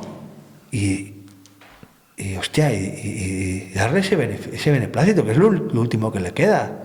Entonces, esa hipocresía de hay que vivir, es como lo de los abortos. No, es que estás, no sé, el aborto. Vamos a ver. ¿Estás a favor del aborto? Claro que estoy a favor del aborto, porque hay situaciones dramáticas durísimas por ahí, joder. Porque tú tienes una hija de 16 años, la violan y fruto de una violación va a tener un hijo que, joder, que no es decidido, que no tal y cual, pues con 2 meses, 3 meses te hacen un aborto, ese feto no piensa, no tiene conciencia, no es un ser vivo como tal. A mí que no me toquen los cojones, joder. Es que para lo bueno y para lo malo evolucionamos en esta vida. Aparte que los que promulgan ese mensaje son unos hipócritas, porque es de sobra conocido, gente que se sabe, que ha promulgado el mensaje de estar a favor, en contra del aborto, y que han tenido familiares, hijas o mujeres que han abortado, joder. Entonces vamos a quitarnos ya la hipocresía de delante. La gente no lo ve con perspectiva. Porque si tú me dices, tú estás a favor del aborto porque sales un día, vas aquí a cualquier... Hay situaciones, yo estoy de acuerdo contigo. Hombre, hay situaciones. Ver, hay sociedades muy duras. Sí, me hay hablas sociedades de la India. muy duras. La India tiene el índice de violaciones... Sociedades... La India tiene el índice de violaciones más alto del mundo. De violaciones infantiles. Sí. Bueno, en el Congo cuando se produjo el genocidio de los tutsis, las mujeres sufrieron violaciones por parte de la guerrilla. ¿Y tú te crees que ahora en Gaza no está habiendo violaciones o que en Ucrania no está habiendo violaciones? Sí, después porque de se utiliza los rusos cuando entraron porque la violación es una forma de guerra también. Sí. Pero claro, nadie se para a pensar que a lo mejor hay una mujer que se ha quedado fruto de una violación embarazada. Dice, no, es que quiero crecer, desde que mi hijo se desarrolle. Es una vida, no sé. Yo creo que ahí se expone más con... Tú no tienes derecho a quitar una vida. Aunque seas quien lo trae al mundo, ojo. Pero tú no tienes... El concepto es así. Sí, pero el concepto... El concepto es tú no tienes derecho a quitar una vida, pero sí han tenido el derecho de violarme y quedarme embarazada de un hijo de la gran puta que me ha follado. Y me ha hecho daño. Sí. Y de ese fruto van a hacer un niño. Y tengo que vivir con eso. Sí, con la cara de viendo la cara de mi violador. Entonces, ¿a mí de qué cojones me estás hablando? Que es que muchas veces en estas situaciones que tú expones, yo estoy a favor del aborto. Claro. Porque es una herramienta útil. Ahora, que seas una persona que no quiere utilizar métodos anticonceptivos para tener sexo con tu pareja y que ya vas por 3 abortos porque el otro no quiere hacer la marcha atrás o no quiere tal y cual. Bueno, pues tío, ponte un condón. Sí, para eso ya tenemos los métodos anticonceptivos. Úsalos. Ya, abortos por vicio no. Sí. Pero hostia, hay situaciones muy duras y gente que está viviendo situaciones muy dramáticas y gente que viene al mundo a vivir en condiciones lamentables, tío. O igual que cuando te dicen, no, es que tu hijo va a nacer con una malformación y va a tener tal. Yo nunca no se me ha dado ese caso, pero yo igual pista, Porque es complicado, no va a tener calidad de vida. Sí, ni él, hay conceptos, ni los padres. Yo, personalmente, considero eso. Yo considero eso. Es respetable. Ahora, hay niveles y hay niveles. Bueno, no sé, no soy nadie para juzgar. Yo doy mi opinión. Evidentemente, habrá gente que esté en contra y habrá gente que esté a favor, pero yo doy mi opinión. Tengo el derecho de darla. Bueno, yo te aplaudo. Yo la verdad es que veo... Yo, por ejemplo, sí que he tenido mis miedos a lo largo de mi vida y veo que me ha frenado muchísimo a luchar por mis sueños. Por eso desde aquí digo que no vendáis vuestra vida, que luchéis por vuestros sueños, que nunca se sabe a qué camino os llevarán y tú lo estás haciendo, ¿no? Y es lo que tú dices, ¿no? Al final dices, yo no sé lo que me va a pasar dentro de 20 años cuando tengas el 70. Claro. Pero de momento aquí, porque el futuro es incierto, lo que tenemos es el aquí y el ahora, y de momento en el aquí y el ahora yo te veo genial, Javi. Sí, hombre, a ver, yo estoy genial, pero tengo mis preocupaciones porque ya voy teniendo una edad y veo la situación en la que estoy y veo cómo está el panorama y veo las cosas y claro, me preocupa, pero no puedo dejar de hacer lo que soy. No puedo dejar de hacer lo que soy. Claro. Esa es tu identidad. Y que a veces lo pienso y digo, hostia, igual debería de cambiar y hacer, pues como hay que, no sé, lo que hace la gente, tío. Porque yo creo, y sinceramente, ahora volviendo, un hombre como tú, que bueno, que ha viajado no solamente haciendo surf en diferentes continentes, en Indonesia, has estado en México, has estado en Sudáfrica, en muchos sitios, ¿no? Haciendo surf, que tienes mundo, experiencias, etcétera. Meterte los últimos años de tu vida en una fábrica sistemáticamente 40 horas semanales, yo creo que no encajaría contigo. No encajaría, pero yo soy un superviviente. Si tengo que hacerlo, lo hago. Pero no es plato de buen gusto. Pero soy un superviviente y si tengo que ser un buen currelado. Y lo has sido, ¿no? Sí, no, pero me refiero que si me veo en la situación, es que soy autosuficiente y me hace falta poco, la verdad. Yo para vivir no necesito mucho, pero si de mí dependiera la vida, por ejemplo, de mis hijos o lo que sea, vamos, soy el mejor empleado del mundo por ellos. Sí, que es la mayoría de la gente lo hace, claro, lo hace por eso. Pero yo no voy a ser padre, creo. ya es tarde. Nunca se sabe, ¿eh? A El ver. amor llega inesperadamente. No, a ver, mi pareja tiene 2 hijos y los quiero como si fueran hijos míos, pero evidentemente no son hijos míos, pero no tengo la necesidad. Creo que hay gente ya en el mundo de sobra. Yo también, ¿eh? Yo pienso Es que, que- mira, ser padre, Es para que- mí, ser padre o ser madre es una responsabilidad enorme y un acto de amor enorme. Sí, hombre, y luego aparte también Ojo. es que mucha gente dice, no, es que mi legado, mi semilla... Mira, ¿tú quién? ¿Albert Einstein o qué? A ver, déjate de chorradas. ¿Quieres Eso ser- es una construcción social. Sí, porque, Ojo. a ver, yo por ejemplo digo, vale, pues entonces, joder, ¿quieres ser padre? Bien, pues hay muchos niños en el mundo que necesitan un padre como tú. No, pero es que yo quiero de mi semilla. No, tú lo que quieres es seguir reforzando tu proyección de ti mismo. A mí no me vengas contando milongas. Tú no quieres ser padre, tú quieres reafirmarte y ver un mini tú por ahí pululando. Pero hay una cuestión que es la genética, pero también hay otra cuestión que es la de la transmisión. Al final somos parte de nuestros padres, de nuestro pero padre ¿tú crees y que- de nuestra madre, pero en el concepto tienes expresiones de ellos, Ya, hablas como pero ellos, tú pero no es crees- una cuestión genética, pero es una tú crees que cuestión eso de importa. imitación, Pero de tú- simio. Pero tú como pequeña hormiga de un gran hormiguero, ¿tú crees que importa que tú te mueras mañana? No. O que tú no, que tú no trasciendas tu semilla. Bueno, es que si yo mañana me muero, solamente le voy a importar a mis padres y a No, mis no, pero hermanos. no, ya no te Quiero hablo de decir, eso. No, ya no te hablo de eso. Vamos a ser realistas. ¿Qué somos? Somos hormigas en un hormiguero que se llama planeta Tierra. Sí. Que a su vez ese planeta Tierra es una hormiga en un Sistema solar, en un en una sistema, galaxia. en un macrocosmos Sí, que un somos cosmos. ridículos. ¿Tú te crees que tienes el derecho a pensar que es importante que Pero- siga habiendo alguien que tenga tu sonrisa o que te recuerde a alguien? Tus ojos, ¿no? Sí. Tío, Es una construcción social. o sea, pórtate bien con tus vecinos y sé amable con tus familiares y sé feliz y déjate de hostias, ¿sabes? Déjate no te inventes milongas, no te inventes milongas, joder, olvídate. Y creo que eso viene un poco de una construcción social y también de una construcción genética, porque sí que es verdad pues que en las cavernas, en el neolítico, paleolítico, sí se necesitaba dejar la semilla. Estábamos en otros tiempos. Exacto. No estamos en los tiempos de Exacto, ahora. pero trascendi- A ver, va a sonar muy radical, pero sobra gente en el mundo y se está demostrando. Lo que pasa es que geopolíticamente hablando están intentando promover. China ahora promueve que se tengan hijos. ¿Por qué? Porque están preparando, pues, yo qué sé, si para ejércitos, lo que sea, o porque quieren llenar el planeta de chinos. Me parece muy bien. Cuando vino el COVID, ¡buah! Se va a ir. Murió gente.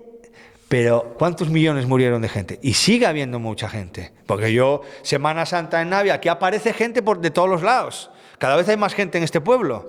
No sé yo cuánta gente fulminó el COVID.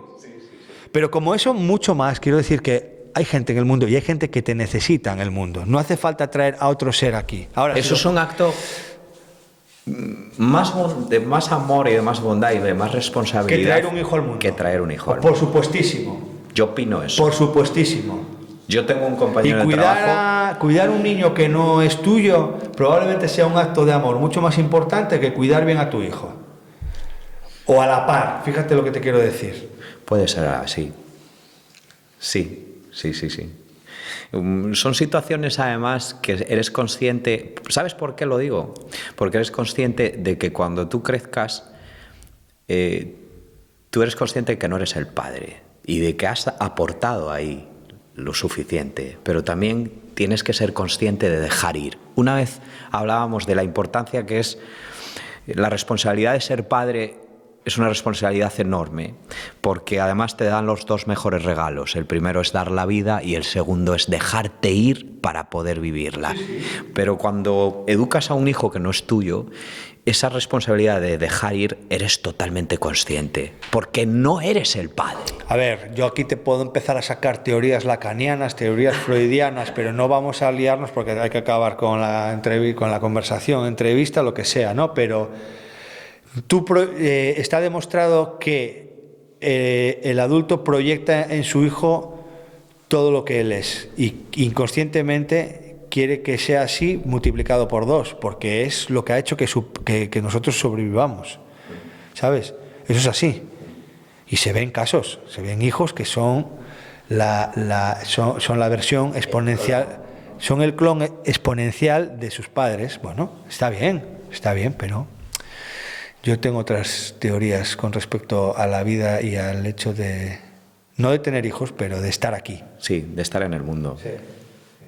No, yo creo que nos ha quedado claro, ¿no? En el concepto que hablábamos antes del éxito, de tu proyecto de vida, de la felicidad, de buscarla también, que no hemos hablado mucho de la felicidad, pero que está ligado con eso, con lo que haces, con lo que proyectas hacia los demás.